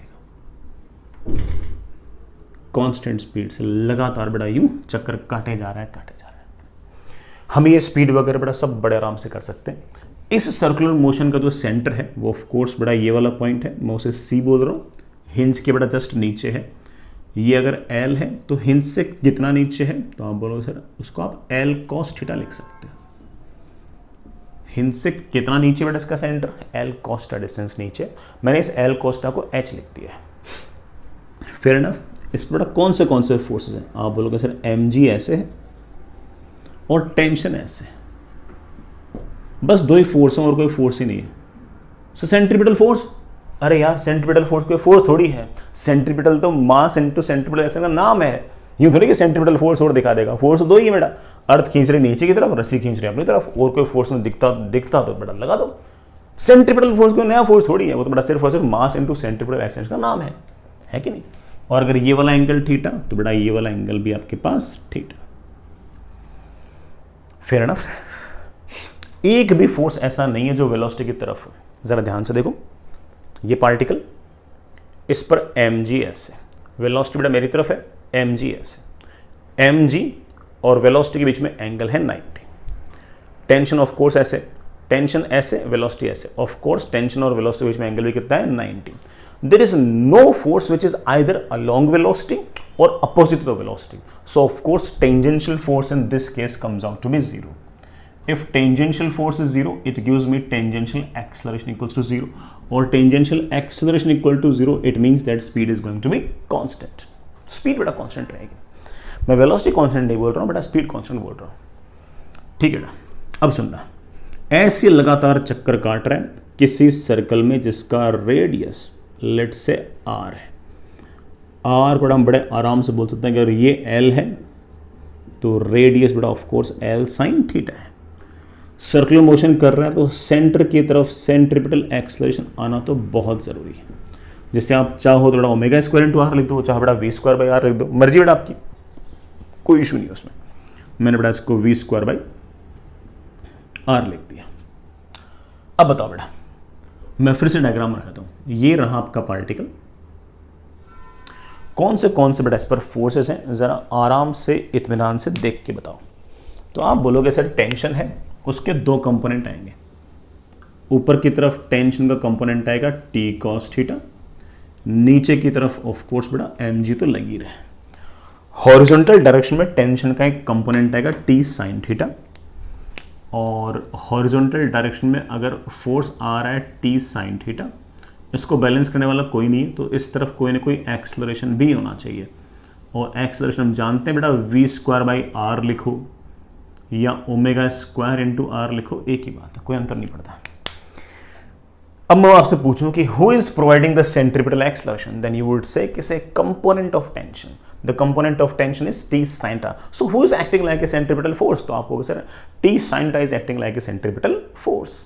There is not a new kind of force, it is just t sin theta.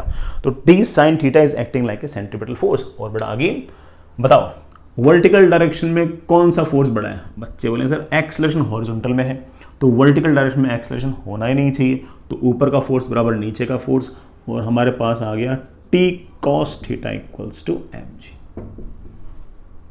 बढ़िया। हॉरिजॉन्टल डायरेक्शन में न्यूटन्स लॉज ऑफ मोशन लगाऊंगा तो मैं कहूंगा बेटा इस तरफ एक फोर्स है टेंशन का sine theta, that is equals to mass into इस तरफ एक्सेलरेशन। हम तो सीख चुके हैं कि इस तरफ एक्सेलरेशन जब भी पूछेंगे हम तो सटाक से लिख देंगे वी स्क्वायर बाई आर या omega square into R, depending on कि वी पूछा है या ओमेगा पूछा। टेंशन में इंटरेस्ट नहीं हो बेटा डिवाइड कर दो, मेरे पास आ गया tan theta is V square upon R G. बड़ा मेरे पास v की वैल्यू आ गई है under root of R G tan theta. लेकिन बेटा रेडियस तो सवाल में दिया ही नहीं हमें, बड़ा रेडियस तो सोचना पड़ेगा। ये अगर l है तो बड़ा ये मेरे ख्याल से कितना हो गया l साइन थीटा। बड़ा बोल देना l sine theta into G, tan theta is of course sine theta upon cos theta. ले बेटा स्पीड अगर कोई मुझसे पूछेगा मैं बड़े आराम से बोल दूंगा कि स्पीड बेटा तेरे को चाहिए, बेटा बोलना कितनी, under root of L G sine square theta upon cos theta. इतनी स्पीड से बेटा आपको इसको फेंकना पड़ेगा। अच्छी बात है बेटा। सर कोई मुझसे ओमेगा पूछ ले तो बेटा ओमेगा पूछ ले तो that is V by R, मगर बेटा फिर से आपका जो आर है वो है L sine theta, that is बेटा एक एल तो बेटा गायब, नीचे एल आ जाएगा जी एल कॉस थीटा। बेटा कॉस साइन स्क्वायर गायब ही हो गया, ये आपका आ गया ओमेगा। कोई कहते थे मैं ओमेगा डायरेक्ट निकालना चाहता, बेटा निकाल सकते थे, इस वी स्क्वायर बाई आर को ओमेगा स्क्वायर इंटू आर लिख दो, डायरेक्ट बेटा ओमेगा आता, ये ओमेगा आ गया। ओमेगा एक स्टाइल से और भी याद कर सकता हूँ, रूट जी बाई एच, बेटा रूट जी बाई एच। बेटा देखना एल कॉस्टा एच है, एच मतलब बेटा क्या है, इस कॉनिकल पेंडुलम का जो सर्कल है उसकी हिंज से कितनी हाइट है बेटा, वो रूट जी बाई एच। और तो और किसी ने अगर मुझसे पूछा कि सर इस कॉनिकल पेंडुलम का टाइम पीरियड क्या है, बेटा टाइम पीरियड यानी पूरा चक्कर काटने में कितना समय लगेगा। बेटा मैं टाइम पीरियड को वैसे तो कैपिटल टी यूज़ करता हूँ, लेकिन बेटा वो कैपिटल टी अपन ने ना टेंशन के लिए यूज़ कर लिया, तो बेटा मैं इस टाइम पीरियड को स्मॉल टी लिख रहा हूँ। आप जानते हो बेटा time period will be 2 pi by omega, that is 2 pi under root of H by G, that is 2 pi root H by G. बेटा ये हमारा टाइम पीरियड आ गया। तो ये रहा बेटा हमारा कॉनिकल पेंडुलम। तो कभी भी बेटा कॉनिकल पेंडुलम के बारे में कोई कहानी पूछे तो ठीक है बेटा, कोई अगर तुम्हें फॉर्मूला याद करना हो तो आई वुड से कि यार कॉनिकल पेंडुलम का ये वाला फॉर्मूला याद कर लो। अदरवाइज मैं कहूँगा कि बेटा कोई ऐसी खास बात है नहीं, ये सारी बातें हम खुद भी सोच सकते थे, खुद भी कर सकते थे, हमें तो सिर्फ और सिर्फ न्यूटन्स लॉज ऑफ मोशन लगाना आना चाहिए, बाकी सब थोड़ा ट्रिवियल बातें हैं, कहाँ किसी बात में कोई दिक्कत आएगी, है कि नहीं। तो बेटा हमें सिर्फ और सिर्फ न्यूटन्स लॉ लगाना आना चाहिए, बाकी थोड़ा सब हो ही जाएगा। चलिए बेटा नेक्स्ट अगला काम बेटा,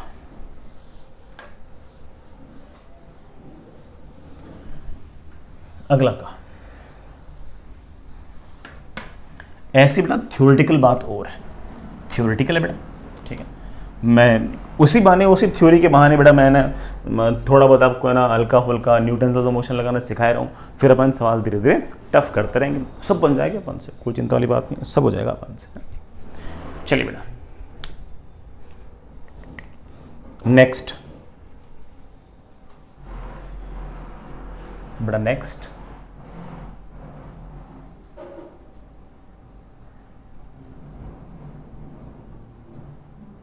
बेटा वेल ऑफ डेथ या बेटा मौत का कुआं भी कहते हैं, ठीक है। कई लोगों ने बड़ा हो सकता है देखा हो सर्कस वगैरह में, किसी मेले वगैरह में, कि बेटा ऐसे एक सिलेंड्रिकल बेटा ऐसे कुआं से बना रखा होता है और उसके अंदर कुछ लोग ऐसे बाइक वगैरह इस तरह चलाते रहते हैं बेटा, उसके अंदर ऐसे हॉरिजॉन्टल प्लेन के अंदर बाइक चलाते रहते हैं, कार भी चलाते रहते हैं ऐसे, है ना, ऐसे मारुति 800 टाइप की कुछ कार होती है उनको चलाते रहते हैं इस तरह से। तो उस अरेंजमेंट को बेटा हम मौत का कुआं कह सकते हैं, और उस पर बेटा क्या फिजिक्स लगती है उसे हल्का सा अपन देख लेते हैं, ठीक है। हालांकि बेटा मैं भी एक हल्का सा ना ऐसे करके दिखा सकता हूँ कि अरेंजमेंट बेटा कैसे मौत का कुआं बेटा काम कर रहा है, उसका एक हल्का सा एक डेमोन्स्ट्रेशन करके दिखा सकता हूँ। हालांकि बेटा जगह थोड़ी सी कम है, but let's see, let me try. बेटा मान लीजिए कि ये बेटा पेन है, अगर मैं इसको अपने हाथ के सरफेस के साथ रखूँगा तो बेटा गिर जाएगा, ये तो गिर जाएगा इसलिए क्योंकि बेटा नीचे की तरफ mg लग रहा है, उसको बैलेंस करने के लिए ऊपर की तरफ कोई फोर्स ही नहीं लग रहा। ऊपर की तरफ हमारी हथेली एक फोर्स लगा सकती है, फ्रिक्शनल फोर्स लगा सकती है स्टैटिक, लेकिन लगा इसलिए नहीं रही क्योंकि बेटा हमारे हाथ के और पेन के बीच में नॉर्मल नहीं है। जब तक हाथ इस पेन को पुश नहीं करेगा ना, जब तक पुश नहीं करेगा तब तक नॉर्मल नहीं आएगा, जब तक नॉर्मल नहीं आएगा तब तक फ्रिक्शन नहीं आएगा। तो ऐसे केस में अगर तुम ऐसे छोड़ोगे थोड़ा सड़ाक से गिर जाएगा, तो फटाक से गिर जाएगा। लेकिन अगर मैं किसी तरीके से अपने हाथ से इस पेन को पुश कर दूं तो पुश करूंगा तो नॉर्मल आ जाएगा, नॉर्मल आ जाएगा तो फ्रिक्शन आ जाएगा, और अगर फ्रिक्शन की वैल्यू mg के बराबर हो गई तो हमारा जो पेन है बेटा वो हाथ से गिरेगा नहीं। तो बेटा जगह थोड़ी सी कम है, बट लेट मी ट्राई, है ना, I want to demonstrate it. बेटा मैं थोड़ा सा बीच में बेईमानी करूंगा बट बाद में ठीक कर दूंगा। तो जैसे आई होप बेटा, एक मिनट, है ना, फिर से ट्राई करना दूंगा, ये थोड़ा बड़ा फंस रहा है। मैं हल्की से बड़ा शुरुआत में बेईमानी करूंगा, बड़ा बाद में मैं इसको बिल्कुल पूरा हॉरिजॉन्टल रखूंगा, ठीक। बड़ा आई होप आप लोगों ने देख लिया होगा, बड़ा मेरे वायर लपेट रहा है, ठीक है। आई होप बेटा तुम समझिए क्या करना चाह रहा हूँ। अगर मैं इस तरह से सर्कुलर मोशन कराता हूँ ऐसे ऐसे, तो ऐसे केस में आपका जो पेन है बेटा वो इस तरह से गिरता नहीं है। बेटा वो पेन जो है वो गिरता नहीं है। और गिर क्यों नहीं रहा? क्योंकि नीचे की तरफ फ्रिक्शन को कौन बैलेंस, सॉरी नीचे की तरफ mg को कौन बैलेंस कर रहा है? फ्रिक्शन। फ्रिक्शन क्यों आया? क्योंकि हाथ ने उसको पुश किया। पुश क्यों किया? क्योंकि नॉर्मल फोर्स हमारे पास आ गया था। तो ऐसे बड़ा अगर मैं इस पूरे के पूरे पेन को यूं लेकर ऐसे अगर चलाऊंगा चलाऊंगा चलाऊंगा चलाऊंगा तो गिरेगा नहीं। हालांकि बेटा मेरे पास जगह थोड़ी सी कम थी, अदरवाइज बड़ा ठीक है और बेटर तरीके से वो कर सकते थे। ठीक है, इसी तरह से मोर और लेस ऐसे ही बेटा फंडे पर हमारा वेल ऑफ डेथ है। सुनना बेटा, आपके पास ये एक सिलेंड्रिकल वेल कुआं,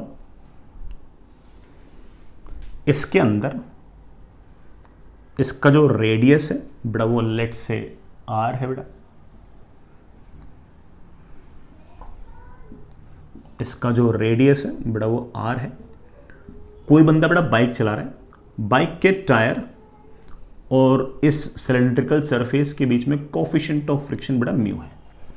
जो बंदा बाइक चला रहा है बेटा वो ऐसे हॉरिजॉन्टल सर्कल में घूम रहा है यूं r रेडियस से।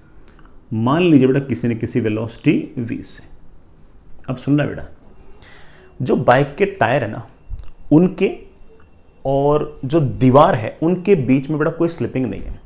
अब आप बेटा इस बात को समझ सकते हो कि है ना, ये बात हम कभी आगे जाके रोटेशनल मोशन वगैरह में और ढंग से पढ़ लेंगे। लेकिन सुनना बेटा, ये सड़क है और बेटा बाइक का टायर है। बाइक का टायर सड़क पे यूं नहीं जाता, ऐसे नहीं जाता, ऐसे नहीं जाता कि बाइक का टायर यूं जा रहा हो। अगर यूं जाएगा तो ऑफकोर्स काइनेटिक फ्रिक्शन लगेगा। बाइक का जो टायर है वो यूं जाता है, यूं जाता है। और अगर यूं जाता है तो जो पॉइंट ऑफ कांटेक्ट है और जो नीचे वाले सरफेस है उनके बीच में इस तरह कोई रगड़ नहीं है, इस तरह काइनेटिक फ्रिक्शन नहीं है। रेदर बेटा मोशन ऐसा है। तो आप मेरे ख्याल से इस बात को देख सकते हो कि सरफेस के अलोंग जो पॉइंट ऑफ कांटेक्ट है वो और जो आपका बेटा नीचे वाले सरफेस है उनके बीच में कोई रिलेटिव मोशन नहीं है। और अगर रिलेटिव मोशन नहीं है इट मीन्स दैट आपका जो फ्रिक्शन है बेटा वो स्टैटिक लगेगा, ना कि काइनेटिक। काइनेटिक तब लगता जब मैं बाइक पर ब्रेक लगाऊंगा बेटा, फिर आपका टायर ऐसे घसीटेगा और वो जैसे बेटा इस तरह से रगड़ खाएगा, फिर आप बोलोगे सर काइनेटिक फ्रिक्शन लग रहा है। अदरवाइज अगर इस तरह से रोल कर रहा है तो आप कहोगे बेटा कौन सा फ्रिक्शन लगेगा? Static friction. इसका एक स्पेसिफिक आगे जाकर नाम हम और भी निकाल देंगे, हम इसको रोलिंग फ्रिक्शन भी बोल देंगे। क्या शब्द यूज कर लेंगे? Rolling friction. But rolling friction is not a new kind of friction, it is just our static friction. और स्टैटिक फ्रिक्शन आप जानते हो किधर लगता है? जरूरत के हिसाब से सरफेस के अलॉन्ग कहीं भी लग सकता है, कोई दिक्कत नहीं।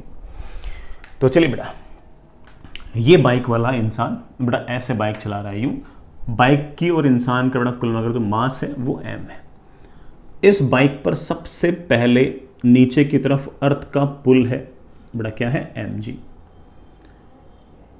इस mg के कारण ये बाइक गिरना चाहेगी नीचे। सरफेस नहीं चाहते कि बाइक गिरे नीचे, तो सरफेस इस पर स्टैटिक फ्रिक्शन या रोलिंग फ्रिक्शन बेटा जो बोलना चाहो वो बोल दो, वो लग गया ऊपर। फ्रिक्शन तो हमेशा सरफेस के अलॉन्ग ही लगती बेटा। सर्कुलर मोशन कर रहा है तो जरूर अंदर की तरफ कोई ना कोई एक्सेलरेशन होना चाहिए बेटा। एक्सेलरेशन आना चाहिए ओमेगा स्क्वायर इंटू आर या बेटा V square by R. Sir ये वाला एक्सेलरेशन हमारा सेंट्रीपिटल है, सर ये किसने प्रोवाइड कराया? सेंट्रीपिटल फोर्स ने। अरे हाँ, सेंट्रीपिटल फोर्स तो प्रोवाइड कराएगा, लेकिन कोई सेंट्रीपिटल फोर्स तो नाम है, मास इनटू सेंट्रीपिटल एक्सेलरेशन का। एक्चुअल में कोई फोर्स होना चाहिए जो ये प्रोवाइड कराएगा। तो आप बोलोगे कि सर ये जो दीवार है ना ये बाइक को पुश करेगी इस तरफ, और दीवार जिस फोर्स से पुश करती है उसी फोर्स को तो बेटा हम क्या बोलते हैं? नॉर्मल। तो कुल मिलाकर बेटा हमारे पास कहानी ऐसी आ गई है कि हॉरिजॉन्टल डायरेक्शन में अगर कोई बच्चा मुझे कहे कि sir Newton's laws of motion लगाओ, तो मैं कहूँगा बेटा इस तरफ इकलौता फोर्स है normal, that must be equals to mass into अंदर की तरफ एक्सेलरेशन बेटा, that is centripetal acceleration, whose value is of course बेटा v square by r. This is my equation number 1. Vertical direction में आई कैन से कि बेटा कोई displacement नहीं है, वर्टिकल डायरेक्शन में कोई डिस्प्लेसमेंट नहीं है, तो ऊपर का फोर्स बराबर नीचे का फोर्स, तो static friction should be equal to mg. This is my equation number 2. Static friction का कोई ऐसे एग्जैक्ट फॉर्मूला तो नहीं है, लेकिन स्टैटिक फ्रिक्शन की बेटा एक इनइक्वलिटी जरूर है। आई होप बेटा आपको याद होगी कि बेटा स्टैटिक फ्रिक्शन की वो इनइक्वलिटी क्या है। नहीं याद तो बताता हूँ कि static friction should be always less than और equal to mu, that is coefficient of friction between the tyre and the surface of बेटा well, into normal. Static friction is always less than or equal to mu into n. Static friction's value by situation हम निकाल चुके हैं mg, and by formula I would say कि this friction should be always less than और equal to mu into normal. Normal is बेटा of course v square by r। बेटा आपका m से m कैंसिल हो गया। और अगर आप चाहते हो कि बेटा आप गिरो नहीं तो आपकी बाइक की जो वेलोसिटी है बेटा वो under root of R G upon mu से ज्यादा होनी चाहिए। आपकी जो स्पीड है बेटा वो root of R G upon mu से ज्यादा होनी चाहिए। Fair enough. बाइक की स्पीड बेटा root of R G upon mu से ज्यादा होगी या बराबर होगी तभी जाके बेटा आपकी बाइक नहीं गिरेगी, अदरवाइज बेटा आपकी बाइक तो गिर जाएगी।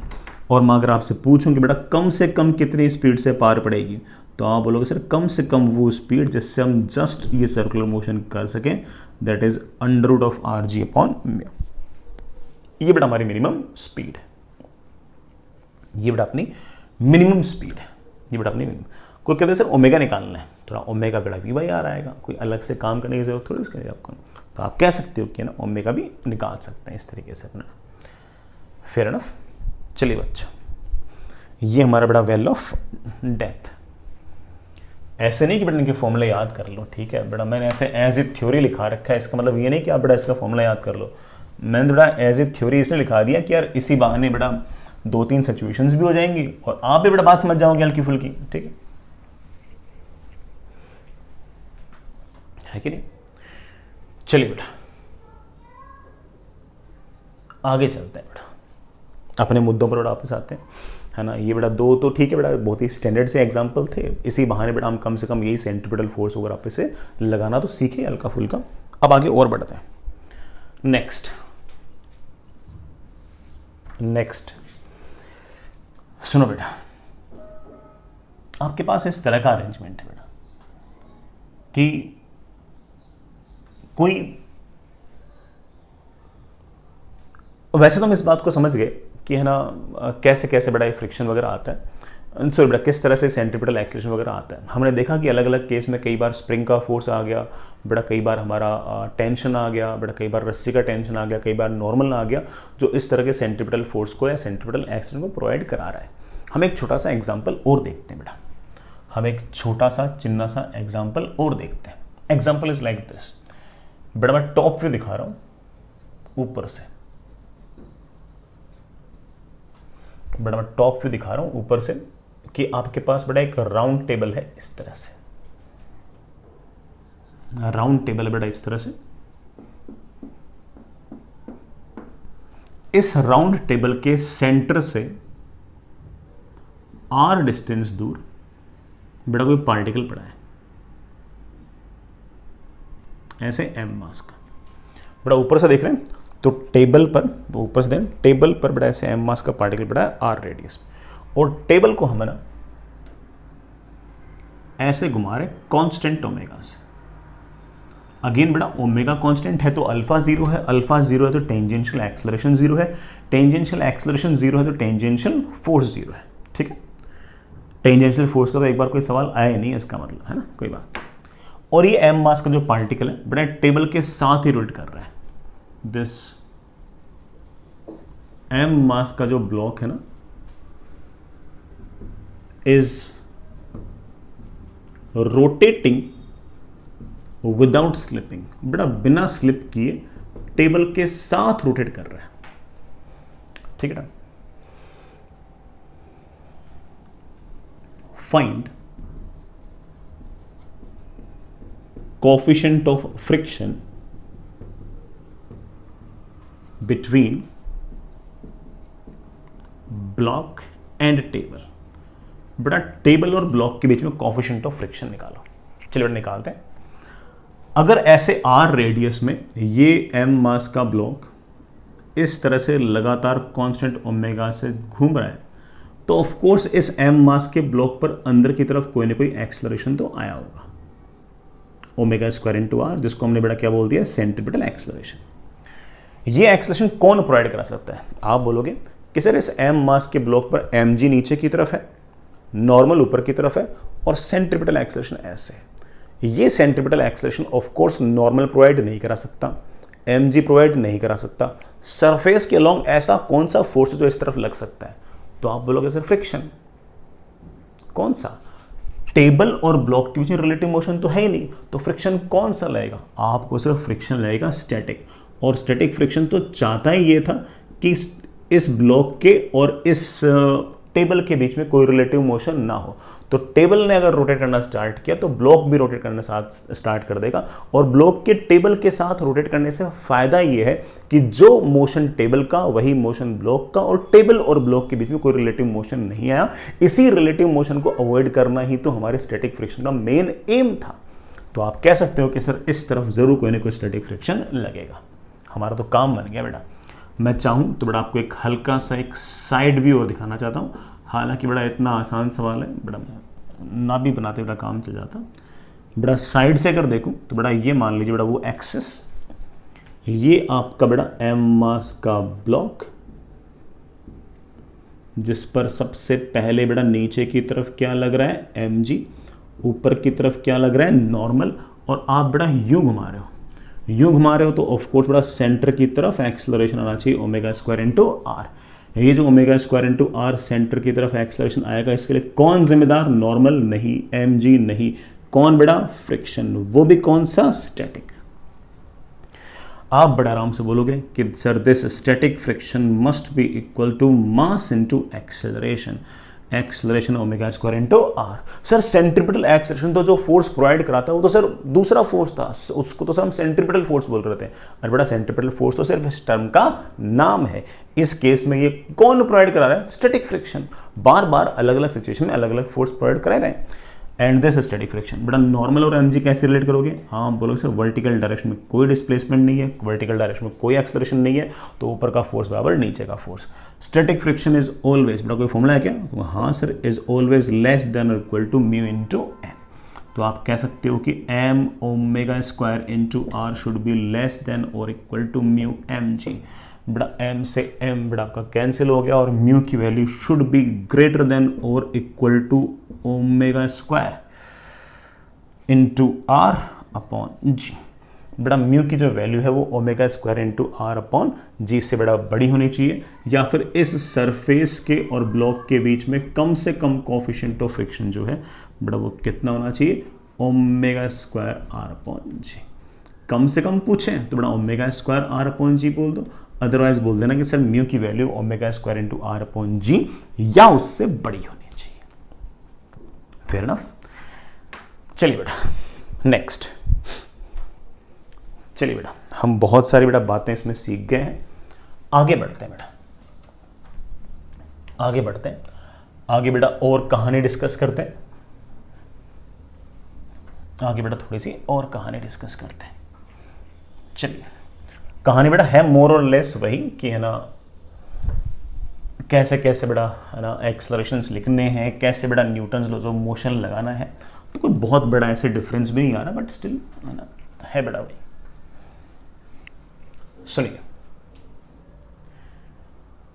सुनना बेटा, मान लीजिए कि बेटा आपके पास है ना कोई इस तरह का वर्टिकल प्लेन के अंदर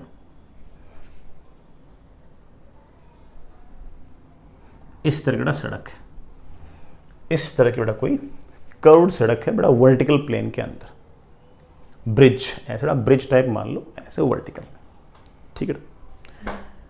जैसे अपना जो ओवर ब्रिज होता है ना बेटा वैसा है। ओवर ब्रिज का जो रेडियस है बड़ा वो आपको गिवन है कि वो आर है। कोई बड़ा बाइक है वो यहाँ कहीं है, यहाँ कहीं, ये एंगल बड़ा आपका थीटा है। ये बड़ा बाइक है,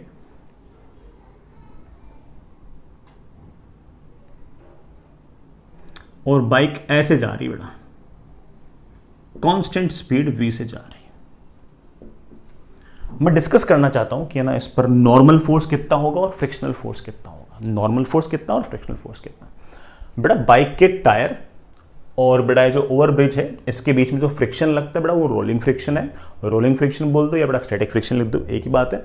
स्टैटिक फ्रिक्शन की डायरेक्शन ज़रूरत के हिसाब से लिखते हैं, यूँ नहीं कि आप ऐसा बोल दो कि ना वेलोसिटी ऊपर है तो फ्रिक्शन नीचे है। बेटा वेलोसिटी ऊपर फ्रिक्शन नीचे तो तब होता है जब बाइक ब्रेक लगा लेगी। ब्रेक लगा लेगी बेटा फिर आपके टायर जो है वो इस तरह से इस सरफेस पर रगड़ेंगे और रगड़ेंगे तो काइनेटिक फ्रिक्शन नीचे लगेगा, अदरवाइज थोड़ा ज़रूरत के हिसाब से लगेंगे। ये एम मास की बेटा बाइक है, मैं चाहता हूं कि इसकी एफबीडी बनाई जाए।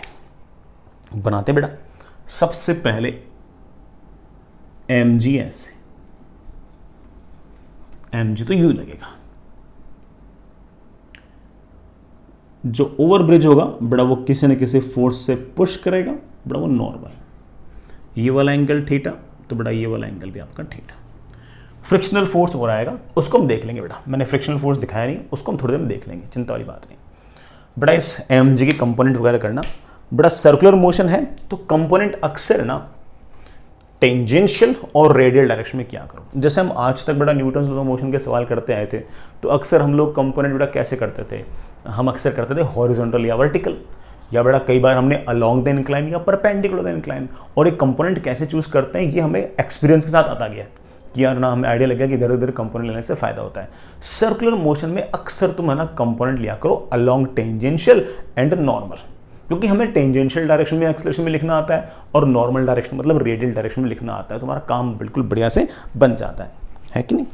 तो बेटा चलिए कंपोनेंट करते हैं। एम जी के दो कंपोनेंट आएंगे। एम जी का जो कंपोनेंट रेडियल डायरेक्शन में है you know it very well बेटा, that is M G cos theta.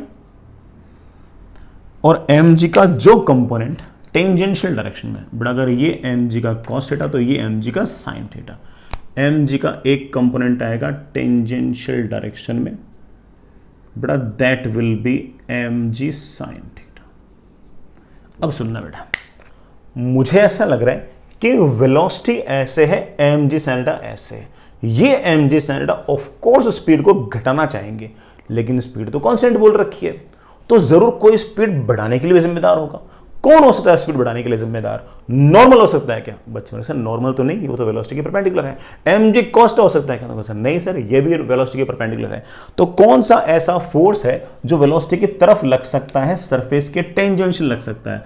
आप बोलोगे सर सरफेस के अलोंग टेंजेंशियल डायरेक्शन में तो सिर्फ एक ही फोर्स लग सकता है, और वो है कि जमीन ने फ्रिक्शन लगा दिया होगा बाइक पर सामने की तरफ, और that is our static friction. Sir bike तो ऊपर जा रही है, फ्रिक्शन नीचे लगना चाहिए। नहीं बेटा, ये कोई काइनेटिक फ्रिक्शन थोड़ी, तो स्टैटिक फ्रिक्शन है। सरफेस के अलोंग जरूरत के हिसाब से कितना भी लग सकता है। मैं बेटा यहां पर आपको बताना चाहता हूं कि अगर तुम कहो कि सर टेंजेंशियल डायरेक्शन में न्यूटन्स लॉज ऑफ मोशन लगाओ, तो मैं कहूंगा कि बेटा टेंजेंशियल डायरेक्शन में तो न्यूटन्स लॉ कितना आसान है। आप कह सकते हो कि टेंजेंशियल डायरेक्शन में आप कह सकते हो कि आपकी जो स्पीड है वो तो कांस्टेंट है। अगर स्पीड कांस्टेंट है तो टेंजेंशियल एक्सेलरेशन जीरो है, और टेंजेंशियल एक्सेलरेशन जीरो है तो टेंजेंशियल डायरेक्शन में फोर्स भी जीरो है, और टेंजेंशियल डायरेक्शन में अगर फोर्स जीरो है तो जितना फोर्स इधर उतना फोर्स इधर। हम बड़े आराम से कह सकते हैं कि स्टैटिक फ्रिक्शन की जो वैल्यू है वो पक्की बात है कि एम जी साइन थीटा के बराबर आएगी। अगर आपका स्टैटिक फ्रिक्शन बड़ा होता और एम जी साइन थीटा छोटा होता तो नेट टेंजेंशियल फोर्स होता F S minus M G sine theta, और वो स्पीड को बढ़ाता। अगर आपका एम जी साइन थीटा बड़ा होता और फ्रिक्शन छोटा होता तो टेंजेंशियल फोर्स आता ऐसे, जिसकी वैल्यू होती M G sine theta minus F S, और वो स्पीड को घटाता।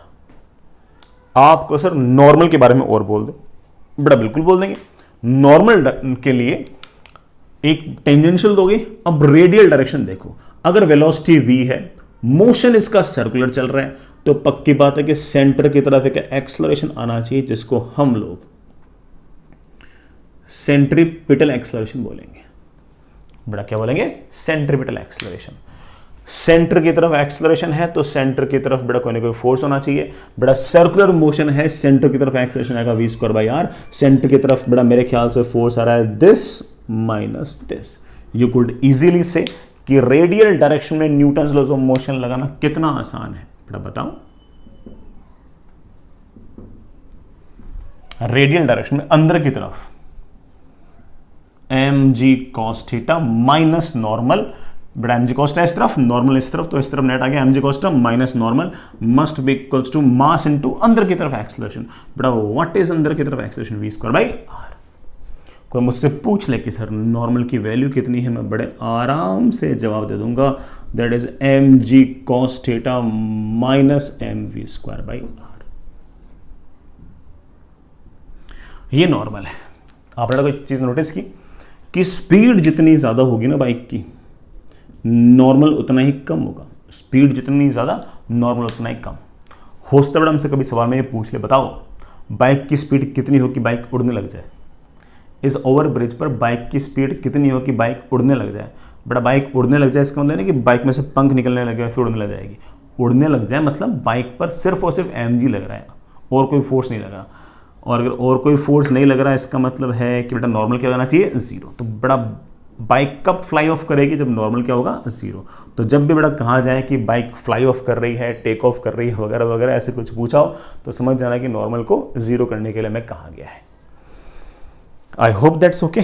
चलिए बेटा आगे चलते हैं। बेटा इसी कहानी को बेटा थोड़ा सा और आगे बढ़ाते हैं। बेटा इसी सिचुएशन को थोड़ा सा और आगे बढ़ाते हैं। ऐसा ही बेटा एक डायग्राम और बनाते हैं। ऐसा ही बेटा एक डायग्राम और बनाते हैं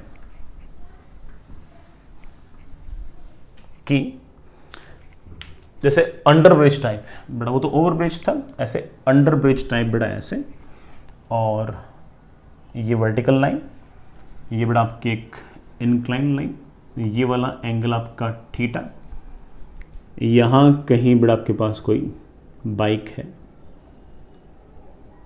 जिसका मास m है, इसकी स्पीड बेटा v है, और बेटा ये जो स्पीड है कांस्टेंट स्पीड से बेटा ऐसे अंडर ब्रिज पे बेटा यूं जा रही है। वही डिस्कस कर लेते हैं बेटा, वही फोर्सेस वगैरह। कौन से फोर्स? तो मेरे बच्चे बोले सर सबसे पहले mg, बड़ा अच्छी बात है mg है, तो अगर ये वाला एंगल थीटा तो प्यारे वाले बच्चों ये वाला एंगल भी थीटा, mg का इस तरफ कंपोनेंट आएगा mg cos थीटा। बेटा मेरी तो आदत ही पड़ चुकी है किस तरफ कंपोनेंट लेने की, रेडियल डायरेक्शन और टेंजेंशियल डायरेक्शन में। बेटा इस तरफ आ गया है mg sin theta. We know it very well की वेलोसिटी ऐसे है, mg sin थीटा ऐसे, ये mg sin थीटा स्पीड को घटाना चाहेगा तो स्पीड तो कांस्टेंट है, तो क्या होना चाहिए? फ्रिक्शन लग जाएगा। फ्रिक्शन कैसे लग जाएगा? यूं, बल्कि मैं जानता हूं कि फ्रिक्शन की वैल्यू कितनी होगी? mg sin theta. Sir normal, of course बेटा ये सरफेस है, ये सरफेस इस बाइक को पुश करेगी, सरफेस बेटा बाइक को पुश करेगी। Normal will be like this. Normal motion है सर्कुलर, तो सेंटर की तरफ एक एक्सेलरेशन आना चाहिए, जिस एक्सेलरेशन का हमने नाम निकाल रखा है centripetal acceleration. Who is providing this centripetal acceleration? तो आप लोग से सेंट्रीपिटल फोर्स। अरे भाई who is the centripetal force? तो आप लोग sir normal minus mg cos theta. Normal इधर है, mg cos थीटा इस तरफ है, तो अंदर की तरफ जो फोर्स आ रहा है that is normal minus mg cos theta. This normal minus mg cos theta must be equals to mass into centripetal acceleration v square by r। Normal की वैल्यू बेटा मेरे पास आ गई है, that is mg cos theta plus mv square by r। ये बेटा आपके normal की वैल्यू आ गई है। ये नॉर्मल बेटा हमारे ओवर ब्रिज वाले केस के मुकाबले ज्यादा है, बल्कि बेटा इस बार आप v चाहे जितना रख लो, आपका नॉर्मल कभी जीरो होगा ही नहीं। अंडर ब्रिज वाले केस में बेटा कभी भी आपकी जो बाइक है बेटा वैसे फ्लाई ऑफ नहीं कर सकती जैसे बेटा वो ओवर ब्रिज वाले केस में कर सकती थी। ठीक है, चलिए बेटा बढ़िया, हमने बेटा काफी हद तक न्यूटन्स लॉज ऑफ मोशन लगाना सीख लिया है, खास तौर से सेंट्रीपिटल फोर्स वाले केस में। टेंजेंशियल फोर्स वाला बेटा केस हमने आज तो लिया नहीं है, कल ले लेंगे। कौन सी बेटा जल्दी है, अपन को कल ले लेंगे। आगे चलिए बेटा, एक छोटा सा एग्जांपल, बढ़िया एग्जांपल बेटा।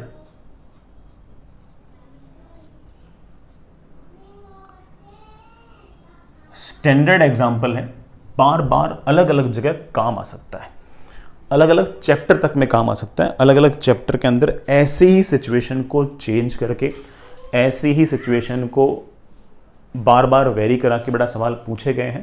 तो बेटा आप ध्यान रखना, एक स्मूथ हॉरिजॉन्टल सरफेस है, उस पर हम लोगों ने बेटा एक m मास की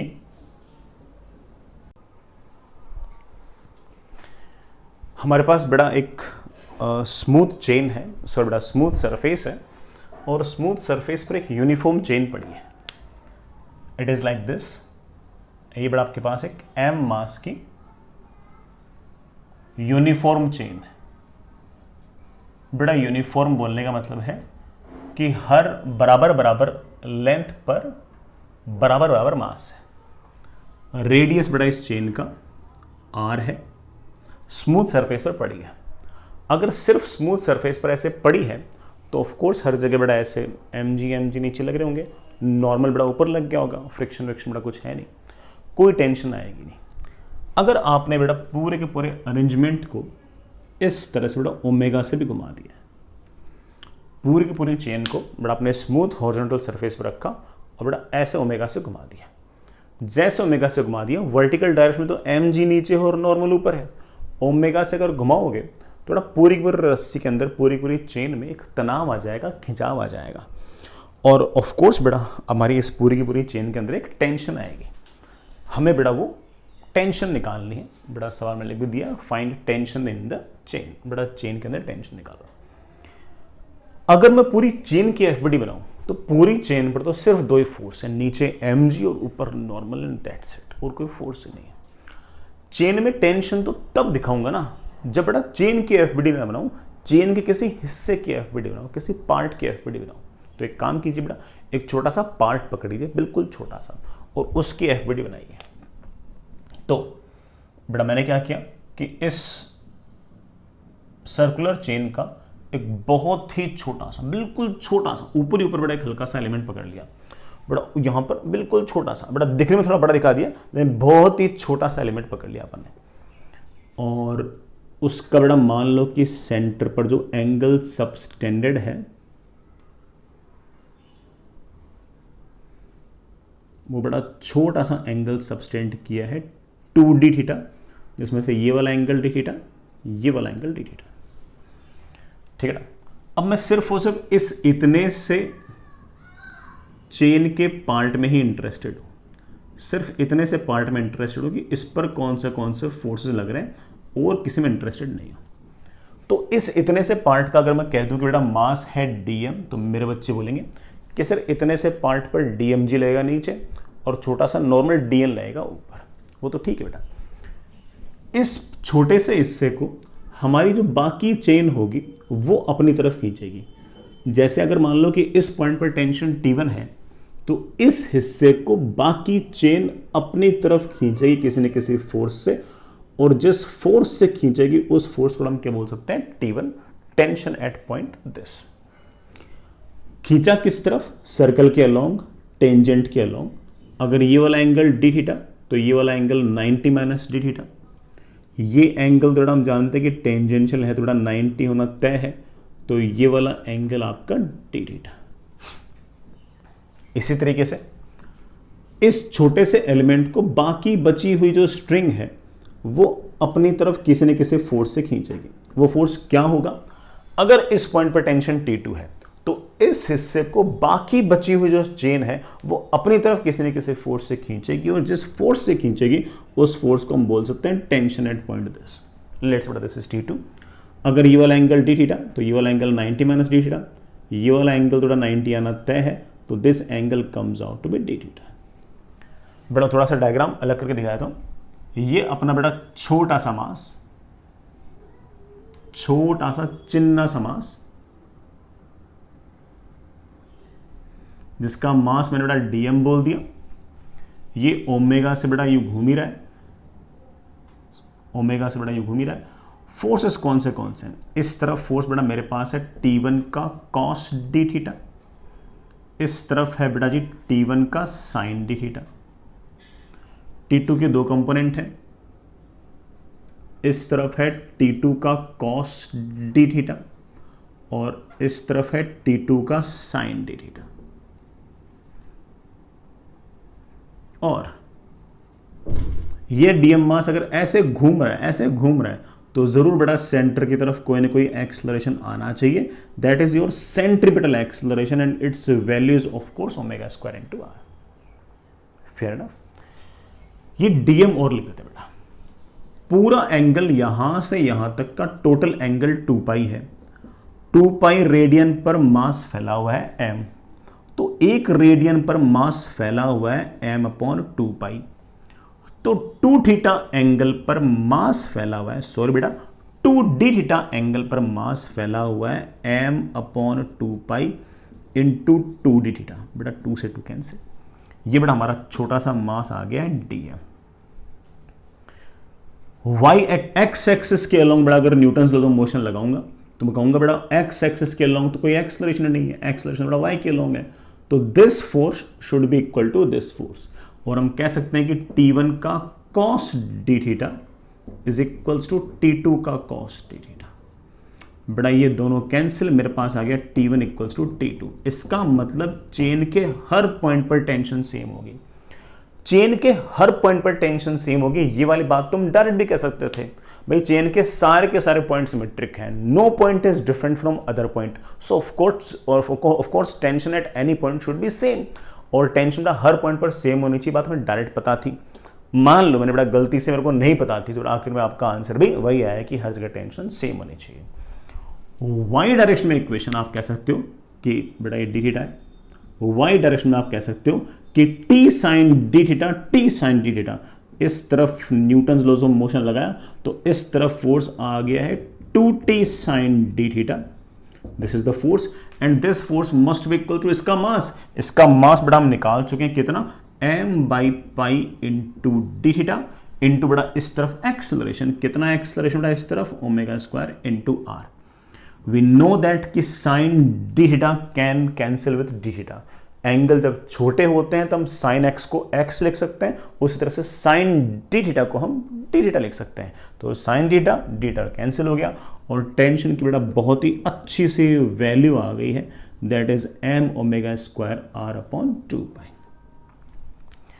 अच्छा सवाल है बेटा, सारी बात इसके अंदर बेटा हो चुकी है, और इस तरह का सवाल ऐसा नहीं कि बेटा आप आखिरी बार देख रहे हो सकता है कि बेटा ऐसा सवाल है ना पूरे के पूरे अपने कोर्स में 2 या 3 बार फिर से आए, और एग्जैक्टली ऐसी एफपीडी बनानी हमें बार बार पड़ सकती है, तो उस टाइम पे बेटा हम इसको बड़े आराम से देख लेंगे यार, ठीक है बेटा। होमवर्क में अभी तो यार इसमें ना पढ़ाना और बचा है बेटा, सेंट्रीपिटल फोर्स में, और खास तौर से बेटा आपने अभी तक तो ना Newton's law of motion use करने में सिर्फ सेंट्रीपिटल फोर्स वाले काम किए हैं बेटा, टेंजेंशियल फोर्स तो अपने लिए नहीं सवाल के अंदर, तो सेक्शन सी डी वगैरह है बेटा वो अपन थोड़ा सा बाद में कर लेंगे, कल कर लेना, अभी बेटा उससे पहले तक के जो काइनेमेटिक्स वाले सवाल हैं सिर्फ वही निपटा लो, ठीक है। चलिए।